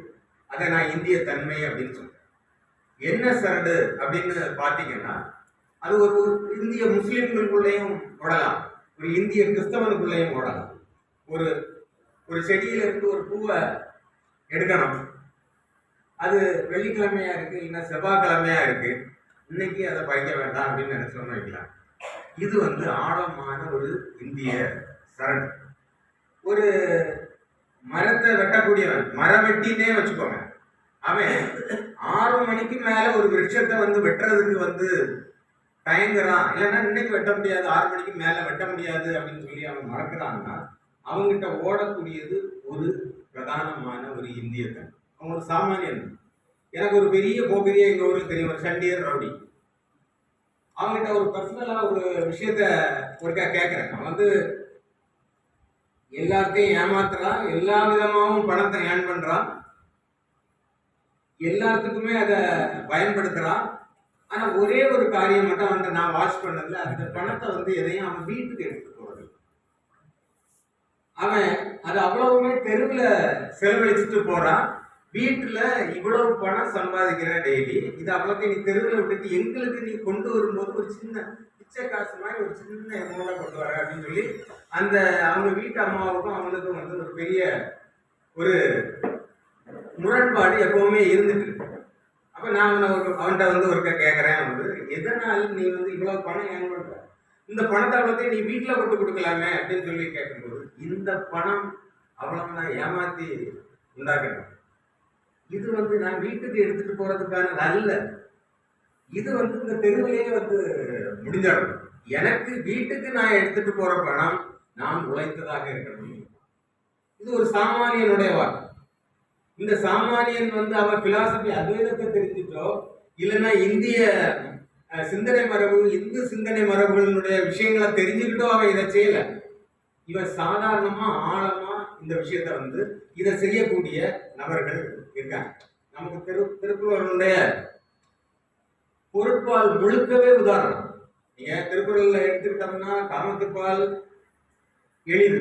இன்னைக்கு இருக்கக்கூடிய கவிஞர்கள் வரையில அதை கொஞ்சம் உன்னிப்பா சென்சிபிளா இருக்கக்கூடியவங்க எழுதிட முடியக்கூடிய விஷயங்கள் தான் காமத்துப்பால் இருக்கு. ஆனா அறத்துல இருக்கக்கூடிய இது எதுவுமே ஒரு சாமானியமா எழுத முடியக்கூடிய விஷயம். அறம் பொருள் ரெண்டிலேயே இருக்கக்கூடிய விஷயங்களும் எளிதாக எழுத முடியக்கூடிய விஷயங்களும். செங்கோட்டை ஸ்ரீராம் ஆவுடையக்கா பத்தி ஒரு விஷயம் சொன்னார். அவருடைய பேச்சுல ஆவுடையக்கா வந்தாங்க. ஆவுடையக்கா யாரு? இல்ல வீரப்பான்னு ஒருத்தர் தென்காசியில இருந்து எங்களுக்கு அது ஒரு முஸ்லீம் சூஃபி. தென்காசியில இருந்து தக்கலையில இருந்து அவருக்கு அந்த ஒரு பீரப்பான்னு ஒரு தர்காவும் இருக்கு. பீரப்பா யாரு? பீரப்பாவுக்கும் ஆவுடையக்காவுக்கும் இடையில ஒரு தொடர்பு ஏதாவது உண்டா? இவங்க சிந்தனை போக்குல அவர் முஸ்லீம், இவங்க ஒரு சைவ மரபுல வரக்கூடியவங்க, இவங்களுக்கு இடையில தொடர்பு உண்டான்னா நிச்சயமாக தொடர்பு. அவர் முஸ்லீம் தான். இதே மாதிரி அவருடைய ஞான பாடல்களுக்கும் நம்முடைய சித்தர் மரபுல வரக்கூடிய இதுக்கும் ஒரு தொடர்பு. இந்த மாதிரி தொடர்புகள் மொழி கடந்தது. நம்முடைய இந்திய சிந்தனை மரபு வழியாக வரக்கூடியது. 3 விஷயங்களை நீங்க மனசுல வச்சுக்கோங்க. இதுக்கு பதிலாக தமிழினம் அப்படின்னு சொல்லக்கூடிய அந்த பொய்யான ஒரு கொண்டிருத்தல் வேஷம் இருக்குல்ல, தமிழ் முக்கியம், அதுல ஒன்றும் சந்தேகம் இல்லை. ஆனா இந்திய பண்பாடு அப்படின்னு சொல்லக்கூடிய வரக்கூடிய சமயத்துல இந்திய மதங்களாலும் இந்திய மொழிகளாலும் ஆனது நம்முடைய இந்திய பாரம்பரியம். அதற்கான உள் சரடு ஒண்ணு ஓடிக்கிட்டே இருக்கு. அது நம்மளுக்கு இந்த இப்ப நடந்த அந்த நம்ம பதிலடி கொடுத்த தாக்குதல்ல வரையில நம்முடைய குவாலிட்டியும் சேர்ந்து வெளிப்பட்டது. நம்ம யாரையும் நம்ம ஒரு தீவிரவாத குழுக்களை ஏற்பாடு பண்ணி வச்சுட்டு நம்ம யாரையும் போய் டச் பண்ணி தொந்தரவு கொடுத்து நியூசன்ஸ் பண்றது நம்முடைய அந்த பிஹேவியர்களே கிடையாது. ஆனா திரும்ப வந்தா நம்ம தாக்கிறோம் அப்படின்னு சொல்லக்கூடிய ஒரு விஷயம். இன்னொன்னு, வெஸ்டர்ன் சிந்தனை மரபுக்கும் நமக்கு இருக்கக்கூடிய மிக முக்கியமான வித்தியாசங்கள்ல ஒண்ணு நம்முடைய கடவுள்களே எடுத்துக்கிட்டோம்னா கூட, நம்ம கடவுள்கள் நம்ம இப்போ ஒன்றே குலம் ஒருவரே தெய்வம் கேட்கறதுக்கு நல்லாதான் இருக்கும். இதுவும் அவங்க நரேட்டிவ்க்குள்ள உள்ளதுதான். நம்ம பல தேவதைகளை வணங்கக்கூடியவங்க. பஞ்சபூதங்கள் நமக்கு வேணும். நம்ம எதெல்லாம் தேவதை அம்சமோ அந்த தேவதை அம்சத்தெல்லாம் நம்ம கொண்டிருப்போம். நம்ம கவித்துவம் நிறைந்தவர். ஜெயமோகன் ஒரு தடவை பேசிட்டு இருக்கும்போது வெளியூர்ல இருந்து பிரெஞ்சுல இருந்து வந்த ஒரு சிந்தனையாளர் பிரான்ஸ்ல இருந்து வந்தவர். இவர் பேசிட்டு இருக்கும்போது ஒரு விஷயத்த இவர்கிட்ட ஷேர் பண்றாரு. கவிஞர்களுக்கு நாங்க சிலை வைக்கலாமான்னு நாங்க யோசிக்கிறோம். எங்க நாயன்மார்கள்ல வந்துடுறாங்க. ஆழ்வார்கள் நமக்கு முக்கியம். ஆழ்வார்களுக்கு இருக்கக்கூடிய முக்கியத்துவம் அப்படின்னு சொல்லக்கூடியது பிற மதங்கள்ல கிடையாது. பிற மதங்கள்ல அவங்க அந்த கடவுள் பரம்பொருள் கூடியவர் ஒரு ஸ்பைடர்மேன், ஒரு சூப்பர் ஹீரோ. அவர் ரொம்ப நொடிச்சு அவர் ரொம்ப ரத்தம் சிந்தி என்ன பண்ணா கூட அவர் அடிப்படையில் அவர் யாருன்னு பாத்தீங்கன்னா ஒரு சூப்பர் ஹீரோ, ஒரு ஸ்பைடர்மேன், அந்த மாதிரியான ஒரு தன்மை கொண்டவர். நம்ம இந்து மதத்துல பரமசிவனே ஆனாலும் உலகையே ஆளக்கூடியவர், பல சக்திகளையும் தன்னகத்தை கொண்டவர். அவனுடைய ரூபங்களா நம்ம எல்லாமே இருக்கோம். இது எல்லாமே சரிதான். அப்படின்னாலும் கூட சிவனுக்கும் ஒரு சாபத்தை ஒருத்தர் கொடுக்க முடியுமா? கொடுக்க முடியும். சிவன் அதன் பொருட்டு காசிக்கு போய் அன்னபூரணிட்ட பிச்சை வாங்க முடியுமா? பிச்சை வாங்க முடியும். இது தப்பும் செய்யல. சிவனுக்கு ஒரு சாபம் ஒரு முனிவர்ல இருந்து வருது. என்னன்னா முனிவர் வராரு, முனிவரை கவனிக்க கூடாதுங்கிறது இவருடைய நோக்கம் இல்லை. தற்செயலாம் கவனிக்கல. ஆனா அந்த முனிவர் என்ன நினைச்சிடுறாருன்னா நம்மளை வேணும்னே ஒரு கவனிக்கல அப்படின்னு நினைச்சு முதல்ல சாபத்தை கொடுத்துறாரு. இவர் ப்ளீஸ் பண்ணி கேட்கிறாரு. திரும்ப நான் கவனிக்கல உங்களை, நீங்க இப்படி ஒரு சாபத்தை கொடுத்துட்டீங்க. ஏன்னா கபாலத்தையும் பிச்சை பாத்திரத்தையும் ஒன்னாக்கிட்டாரு அந்த முனிவர். பிச்சை பாத்திரம் கபாலத்தோட இணைஞ்சிருச்சு. அப்போ நீங்களே இதுக்கு பரிகாரம் சொல்லிடுங்க அப்படின்னு கேட்கும்போது அவரு நீ திரும்ப போய் அன்னபூரணி இந்த கபாலத்துக்கு இந்த மேல இருக்கக்கூடிய பிச்சை பாத்திரத்துல தானம் விட்டா இந்த கபாலமும் இந்த பிச்சை பாத்திரம் ரெண்டாக பிரிஞ்சிடும் சொன்ன உடனே சிவன் இப்படி இது கதையா இல்லையா அப்படின்னு சொல்லக்கூடியதை விட இது எல்லாமே நம்முடைய வாழ்க்கையினுடைய சாரங்களுக்குள்ள இந்த விஷயங்கள்லாம் இருக்கு.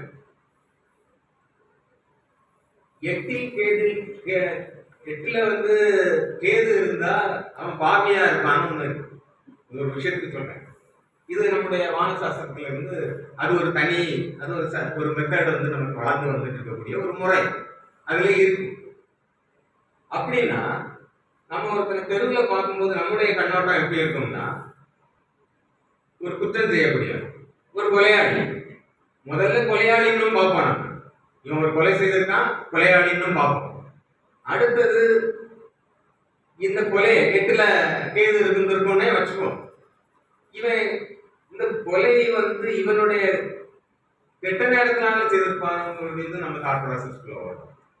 இவனுடைய பின்னணியினால செய்திருப்பானவங்க ஓடும். இப்படி நமக்கு ஒவ்வொரு விஷயத்தையும் பார்க்கும் போது நமக்கு ஓடக்கூடிய கண்ணோட்டம் அப்படின்னு சொல்லக்கூடியது. நீங்க ஊர்ல எல்லாம் பாத்தீங்கன்னா ரொம்ப விசேஷமா இருக்கும். நீங்க ஒரு கிரிமினல் நடவடிக்கைகள்லாம் ஒரு 4-5 நடவடிக்கைகள் இருப்பான். ஒரு வருஷம் குண்டாசில் போயிட்டு வந்திருப்பான். அவனை தான் சுடலமான கூப்பிட்டு உங்களோட இருக்கேன், நீ தைரியமா இருக்குன்னு சொல்லுவாங்க. இதை நீங்க வெஸ்டர்ன் ஆளுக்கு இதை புரிஞ்சுக்கிடவே முடியாது. இது என்னங்க இது வந்து அவன் இந்த பேர்ல இத்தனை கேஸ் இருக்கு, இத்தனை வழக்கு இருக்கு, ஒரு ஊர்ல ஆடக்கூடிய தெய்வம் வந்து சொல்லுது வந்து உன் கூட நான் இருக்கேன் தைரியமா இருக்கு அப்படின்னு சொல்லி. நம்ம ஊர் வேசைன்னு கருதுவோம் ஒரு பெண், அந்த பெண்ணை கூப்பிட்டு அவளுக்கு வந்து ஆசீர்வாதம் வச்சிருப்போம், மற்றவங்களை பின்வரிசையில் வச்சிருப்போம். புரிஞ்சிக்கவே முடியாது. நீங்க அப்ப மற்ற பெண்கள் எல்லாம் இவளுக்கு பின்னாடியா அப்படின்னு சொல்லக்கூடியதை பார்த்தீங்கன்னா இதை வந்து புரிஞ்சுக்கணும்னாலே வந்து கடினம். அப்போ நம்முடைய வாழ்வியல் முறைக்குள்ள ஒருத்தரை ஏற்றுக்கிறது, நம்மளை விலக்கிக்கிறது, நம்மளே வாழ்றது, நம்ம ஒவ்வொன்றையும் செய்யறதுக்கு காரணங்களா அமையக்கூடியதுல எல்லாத்துலயுமே நிறைய லேயர்ஸ். வெஸ்ட்ல ஒரு கொலை செய்தான்னா அவன் கொலையாளி மட்டும்தான். 8ல கேது இருந்தான்னு அவன் எங்கேயும் எவனையும் போய் அவனை அந்த கண்ணோட்டம் அவங்களுக்கு கிடையாது. இதே மாதிரி இதெல்லாம் எதுக்கு சொல்றேன்னா நம்முடைய கண்ணோட்டத்துக்கு, நம்ம கண்ணோட்டத்தை பத்தியே ஒரு பிரெஞ்சு பிலிம் ஒன்று இருக்கு. ஒரு பிரெஞ்சில் ஒரு படம் எடுத்துருக்காங்க. ஒரு இந்தியாவுக்குள்ள போகும்போது அது இந்தியாவுக்குள்ள ஒருத்தன் வர்றான், ஒருத்தனை தேடி வருவான், கடைசியா வந்து கோவா வரைக்கும் வந்துட்டு போவான். இடையில நடக்கக்கூடிய என்னெல்லாம் நடக்குது அப்படின்னு சொல்லக்கூடியது அவனுடைய எதிர்பார்ப்பு ஒன்றா இருக்கும், திரும்ப வந்து நடக்கிறது ஒன்றா இருக்கும். எங்க போனாலும் அவன் ஏற்கனவே நினைச்சு வச்சிருக்கிறது அடிக்கும். அந்த மாதிரி ஒரு படம், அதே ஒரு பிரெஞ்சுக்காரன் எடுத்து வச்சிருக்கான். இப்படி நம்முடைய சிந்தனை மரபுக்கும் வெஸ்டர்ன் சிந்தனை மரபுக்கும் வந்து இடையில வந்து ஒரு பெரிய வித்தியாசம் இருக்கு. இதை பற்றி நீங்க மனசில் வச்சுக்கோங்க. இதுல இடையில உங்களுக்கு சின்ன சின்ன சந்தேகங்கள் இருக்கலாம், எல்லாமே இருக்கலாம். இது வச்சிருக்கேன். இதுக்கு இடையில நான் என்ன சொல்றேன், 80s வந்து 80களில் 1980 இந்த ஏஜ்ல இருந்த மார்க்சியர்களுக்கு இல்லைன்னா மார்க்சியர்களோட தொடர்பு இருந்தவங்களுக்கு இல்லைன்னா ரஷ்யன் புத்தகங்களை படிக்கக்கூடிய பழக்கம் இருந்தவங்களுக்கு ஒரு விஷயம் நீங்க பார்த்துருப்பீங்க. அப்ப வந்து யுனெஸ்கோ கொரியர்னு ஒரு பத்திரிகை வருது. யுனெஸ்கோ கொரியர்னு ஒரு பத்திரிகை வரும். அந்த பத்திரிகை வந்து மாடர்ன் சொசைட்டிக்குள்ள நவீன சமூகம், உலகளாவிய நவீன சமூகத்துக்கு உள்ள என்னென்ன விதமான புதிய கருத்தாக்கங்களை உருவாக்கணும் அப்படின்னு சொல்லி அதை உருவாக்கின ஒரு பத்திரிகை.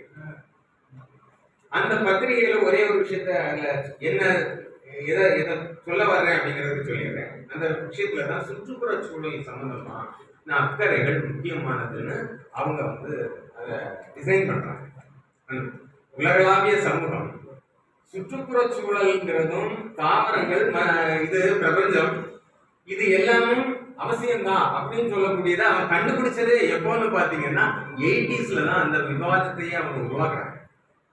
நமக்கு யோசிச்சு பாருங்க, நமக்கு வந்து பஞ்சபூதங்கள் முக்கியம், தண்ணி முக்கியம், தண்ணிய வணங்கலாம். எங்க ஊர்ல வந்து அந்த தொட்டால்வாடி செடி இருக்கு பாருங்க, அதுகிட்ட நீங்க வந்து வணங்கிட்டு போனீங்கன்னா வந்து அது பலிக்கும்னு வந்து அப்படியே பலிக்கும். நீங்க எந்த பிரார்த்தனையா இருந்தாலும் அந்த பிரார்த்தனையை நீங்க ஆகாசத்துக்கிட்டையும் சொல்லலாம், தொட்டால்வாடிக்கிட்டையும் சொல்லலாம் அப்படின்னு சொல்லக்கூடியது எல்லாமே. ஆனா இதுல என்ன மேஜிக்னு பாத்தீங்கன்னா அவன் வெஸ்டர்ன் சொசைட்டி கொடுக்கக்கூடிய தன்மை என்னன்னா அவன் உன்னை கண்டுபிடிச்சான்னு வைக்கலாம். பிரபஞ்சம் மனுஷனுக்காக மட்டும் இல்லை, பிரபஞ்சத்துல பல்வேறு விஷயங்கள் இருக்கு, அதுல மனிதனும் ஒண்ணு அப்படின்னு சொல்லக்கூடியதுக்கு அவன் 80sல வரான். 80sல வந்த உடனே அவன் கண்டுபிடிச்சான்னு வைங்க, உலகம் முழுக்கவே இனிதான் தெரிஞ்சுக்கணும்னு நினைப்பான். இதான் ஒரு வெஸ்டர்ன் மைண்ட். இனிதான் உலகம் முழுக்க இந்த விஷயம் தெரிய போகுது அப்படின்னு. அப்ப நீங்க அதுக்கு முன்னே சீனியரா வந்து கிட்டத்தட்ட நமக்கு தெரியாது பஞ்சபூத அந்த பிலாசபிக்குள்ளலாம் நம்ம எப்போ வந்தோங்கிறத வந்து ரூட்டு கண்டுபிடிச்சு நம்ம திரும்ப தேடி போடணும்னு ரொம்ப கஷ்டம். இப்போ ஒரு கேரளத்தில் உள்ள ஒரு ஜோதிடர் அவர் சொல்றாரு, ஜோதிடத்தை பத்தி சொல்லும்போது வந்து சயின்ஸ்னு ஒண்ணு இருக்கட்டும், சயின்ஸுக்கு முன்னாடியே நாங்க சில விஷயத்த சொல்லிடுறோம். சயின்ஸ் எப்பவுமே நாங்க சொன்னதை பின்னாடி சொல்றோம். நீங்க பின்னாடி அவங்க சொல்றாங்க அப்படிங்கிறதுக்காக சபரிமலையில இருக்கக்கூடிய நவகிரக மண்டபத்துல வந்து 7 தான் இருக்கு. அப்ப அது எவ்வளவு ஏன்ஷியன்ட்னு பாத்துடுங்க. 9ன்னு நம்ம திரும்ப கொண்டு வந்து பார்த்தது வந்து திரும்ப பின்னாடி. அப்ப அதுக்கும் 7ன்னு இருந்ததுக்கும் 9ன்னு திரும்ப நம்ம வந்த இந்த இடைப்பட்ட காலத்துல ஒரு டிராவல் இருந்திருக்கு, ஒரு தேட்டம் இருந்திருக்கு, ஒரு தேடல் இருந்திருக்கு. இதெல்லாம் சேர்ந்து திரும்ப நம்ம 9ன்னு வந்து என்னன்னா இதே மாதிரி ஸ்டார்ஸை கண்டுபிடிக்கும் போது, நட்சத்திரங்களை கண்டுபிடிக்கும் போது, அப்போ மாந்தி பார்க்காம அவங்க வந்து ஜாதகம் சொல்லக்கூடாதுங்கிறது பெரும்பாலும் கேரள ஜோதிடர்கள் வந்து ரொம்ப கவனமா இருப்பாங்க. சனி பத்தி சொன்னா கூட மாந்தியையும் கணக்குல எடுத்துட்டு தான் சொல்லணுங்கிறதுல வந்து கவனமா இருப்பாங்க. அப்போ அந்த வெஸ்டர்ன் சொசைட்டி வந்து ஏதோ ஒரு காரணத்தினால, நான் ஒரு வீடியோ பார்த்தேன் வந்து நம்ம சித்திரை திருநாள் மகாராஜா திருவாங்கூர் சித்திரை திருநாள் மகாராஜா வந்து ஒரு பேட்மிண்டன் வந்து பிரிட்டிஷ் அதிகாரிகளோட விளையாடக்கூடிய ஒரு வீடியோ காட்சி ஒன்று இருக்கு. நீங்கள் கூட பார்க்கலாம், அது ரொம்ப பிரபலமான ஒரு காட்சி தான். அந்த காட்சியில வந்து அவன் அவ்வளவு சார் சொன்ன மாதிரி உமனைசர்ஸ் குடியாருங்க எல்லாமே அவன் வந்து பண்ணது எல்லாத்தையுமே இப்ப இன்னைக்கு பண்ணக்கூடிய கட்சி அதுன்னு பாத்தீங்கன்னா வந்து திமுக.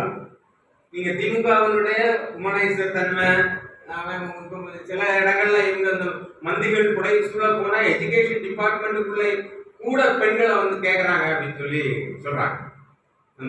ரகசியமா சில நமக்கு போன் பண்ணி இப்படிப்பட்ட டிமாண்ட்ஸ் வருதுன்னு சொல்லக்கூடிய ஆசிரியர்கள் இருக்காங்க. அப்போ இந்த இந்த பாரம்பரியம் எல்லாமே பிரிட்டிஷ்காரன் இருந்து வரக்கூடிய ஒரு பாரம்பரியம். ஆனா அதுல என்ன ஒரு மேஜிக் பண்றாங்கன்னா, அந்த பெண்கள் பிரிட்டிஷ் பெண்கள் எல்லாத்தையும் கூப்பிட்டு அந்த பேட்மிண்டன் கோர்ட்டுக்குள்ள இவர் வந்து ரொம்ப நமக்கு நிறைய விளையாட்டுகள் இருக்கு. ஆனா அந்த பேட்மிண்டன் கோர்ட்டுக்குள்ள வந்து அவர் வந்து ரொம்ப ஒரு செல்ஃப் இன்டீரியரா வந்து ஒரு மகாராஜா அவங்க முன்னாடி நிக்கிறத வந்து நான் இந்த வீடியோல பார்த்தேன். அப்போ ஒரு மகாராஜாவையே வந்து செல்ஃப் இன்டீரியரா ஃபீல் பண்ண வைக்கக்கூடிய ஒரு இதை வந்து அவன் முதல்லயே அவங்களுக்கு அதனுடைய சூட்சுமம் ஏதோ ஒரு விதத்துல அவங்கள்ட்ட புரிஞ்சிருக்கு. உங்களை வந்து உங்களுடைய குல அடையாளங்களை சிறுமைப்படுத்துறது, நம்முடைய அடையாளங்கள் அத்தனையுமே தவறுங்கக்கூடிய ஒரு சித்திரத்தை உருவாக்குறது, இதை எல்லாத்தையுமே அவங்க திறம்பட உருவாக்கி வச்சிருக்காங்க. சரி, இது நான் எங்கேயோ சப்ஜெக்ட்ல இருந்து வெளியே போயிட்டேன். லிட்ரேச்சருக்குள்ள திரும்பவும் வந்து நம்ம பார்க்கும்போது அந்த ரஷ்யன் இலக்கியங்கள் வந்து வருது. உலகத்துல வந்து எப்பவுமே ஏதாவது ஒரு பிரதான போக்கு இலக்கியத்துல மேல வர்றது அப்படிங்கிறது இயல்பு. பிரிட்டிஷ்காரன் இருக்கும்போது பெரும்பாலும் நமக்கு வந்து ஆங்கில இலக்கியம் மேல ஒரு கவனம் இருந்தது. அதுக்கு பிறகு அதை முறியடிச்சுதான் வந்து ரஷ்யன் இலக்கியங்கள் உருவாச்சு. இதுல ரெண்டு விஷயத்த நீங்க நான் ஒரு சொல்றேன், இதை ஞாபகத்துல வச்சுக்கோங்க. ரஷ்யன் பின்னணியோட ரஷ்ய இலக்கியங்கள் வர்றது வந்து நீங்க அந்த டைம்ல அந்த ஏஜ் குரூப்ல அது ஒவ்வொரு தெருத்துவா வந்ததெல்லாம் கூட நீங்க கவனிச்சிருக்கலாம். எப்படி அது பிரயாணம் பண்ணி வந்தது அப்படின்னு சொல்ல முடியாது. அது ஒரு பிரச்சார வாகனம் மாதிரியே வந்ததுதான். அது தன்னைய வந்து இது தவிர வேற இலக்கிய வடிவமே இல்லைங்கக்கூடிய அளவுக்கு ஒரு உலகளாவிய ஒரு தாக்கத்தை வந்து எல்லா இடங்கள்லையும் அந்த ரஷ்யன் இலக்கியம் வந்து ஏற்படுத்திச்சு. அந்த தாக்கம் பாசிட்டிவானதா எதிர்மறையானதா அப்படின்னு சொல்றது தனியான ஒரு விவாதத்துக்கு உரியது. ஆனா அதுல ஒரு மார்க்சியன் பிலாசபரே, ஒரு டெலியூஸ்னு பேர் அந்த பிலாசபருடைய பேர், அவன் மார்க்சிஸ்ட். அந்த மார்க்சிஸ்ட் பிலாசபர் கிட்டத்தட்ட அவன் வந்து அவனுடைய ரொம்ப பிரில்லியண்டான ஒரு பிலாசபர். அவன் வந்து பாரதி வந்து ஒரு மாயை பொய் இல்லை, பொய் தோன்றாதுன்னு ஒரு எழுதியிருப்பார். இதுக்கு ஈக்குவலான ஒரு ஸ்டேட்மெண்ட் வந்து அல்தூசர்னு சொல்லியிருக்கான். இல்லூஷன் ஆல்சோ எ ஃபேக்ட்னு சொல்லியிருக்கான். மாயையும் உண்மையின் அளவுக்கு தன்மை கொண்டது அப்படின்னு சொல்லக்கூடியது அந்த பிலாசபர் வந்து சொல்லியிருக்கான். அந்த பிலாசபர் வந்து ஒரு வாக்கியம் சொல்லியிருக்கிறான், rationalism is a modern form of Christianity.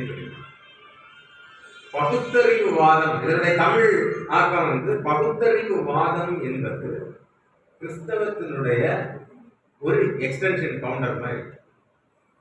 முன்கள படைகள் நீங்க நம்ம தமிழ்நாட்டுக்குள்ள கேரளாலாம் நடந்த மேஜிக் என்னன்னு பாத்தீங்கன்னா, ஒரு பக்கம் லிட்டரேச்சர் வருது, அது பேர்கள்ல வந்து இந்த பகுத்தறிவு வாதம் விஞ்ஞான வாதம் அப்படின்னு சொல்லக்கூடியது ஒண்ணு வந்து இதே சைமல்டேனியஸா இதே பீரியட்ல இந்த டிராவல வந்து ஒண்ணு நடக்குது. இது இந்த முன்கள படைகளுடைய வேலையே வந்து கம்ப்ளீட்டா அங்க இருக்கக்கூடிய மதங்களை கடுமையான, அங்க இருக்கக்கூடிய சிந்தனை முறைகளை வந்து நீங்க கடுமையா வந்து ஒடுக்கி அதை இல்லாம ஆக்குறது, பிறகு அதன் மேல வேற மதங்களை கட்டுறதுக்கான ஒரு ப்ராசஸா எழும்பி வரக்கூடிய ஒரு விஷயமா தான் அது இருந்து. அதை நம்ம சொல்லல, அவன் பிலாசபரே வந்து சொல்லி வச்சிருக்கான்.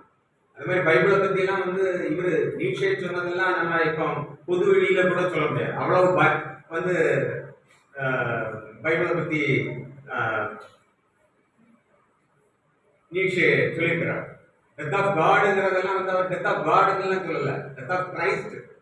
அது மெட்டாபிசிக்ஸ் ஆஃப் ஹேங்மேன் ஹிஸ்டரின்னு சொல்லியிருக்கிறாரு பைபிளை பத்தி நீட்சேனுடைய இதெல்லாம். அவர் ஒரு ஜெர்மன் பிலாசபர்னா அவன் சாதாரணமான ஆளே கிடையாது, அவன் மிகப்பெரிய ஆள். அவன் வந்து ஹிட்லர் வந்து அவனுடைய 3 அடி படத்தை வந்து அவனுடைய பர்சனல் ரூம்ல மாட்டி வைக்கிறார். மாட்டி வச்சுட்டு முசோலினிக்கு வந்து நீட்சேனுடைய புத்தகங்கள் எல்லாத்தையும் ஒரு கெட்டா கட்டி முசோலினிக்கு வந்து ஹிட்லர் பிரசன்ட் பண்றான். பிரசன்ட் பண்ணிட்டு நீட்சே வந்து விருந்துக்கு ஹிட்லர் கூப்பிடும் போது அவன் விருந்துக்கு தன்னை அழைத்ததற்காகவே ஜெர்மன் குடியுரிமையை மறுத்த ஒரு நபர் வந்து நீட்சே. அப்போ நீங்க நமக்கு வந்து ஒரு லிட்ரேச்சர் போக்கு நம்ம இந்தியாவில் இருந்தது, செய்யுளா இருந்தது, பக்தி காலகட்டம் வரையில இருந்தது. பக்தி காலகட்டத்துக்கு பிறகும் அது வந்தது. இப்போ கவிதையை பத்தி நீங்க கவிதைக்குள்ள வந்து நான் ஒரு உதாரணமா சொல்லணும்னா, கவிதை ஒவ்வொரு காலகட்டத்திலையும் ஒவ்வொரு உருவத்தில் இருந்தது. கவிதை பாடல்களுக்குள்ள இருந்த காலகட்டம் உண்டு. கண்ணதாசன் வரையில கவிதை வந்து எங்க இருந்தது அப்படின்னா பாடல்களுக்குள்ள இருந்தது. அதுக்கு அப்புறமா அதுக்கு முன்னாடி செய்யுளுக்குள்ள இருந்தது. பக்தி காலகட்டத்துல அது வந்து வேற வேற வடிவங்களுக்குள்ள இருந்தது. ஆனா கவிதைக்கு கூடிய அந்த ஒரு பர்ஸ்பெக்டிவ் வந்து அதுக்குள்ள இருந்ததே தவிர அதனுடைய வடிவம் தான் அது ஒண்ணுல பஸ்ல வந்தது மாதிரி, ஒரு தடவை கார்ல வந்தது மாதிரி, ஒரு ஃபிளைட்ல வந்தது மாதிரி இன்னைக்கு உள்ள கால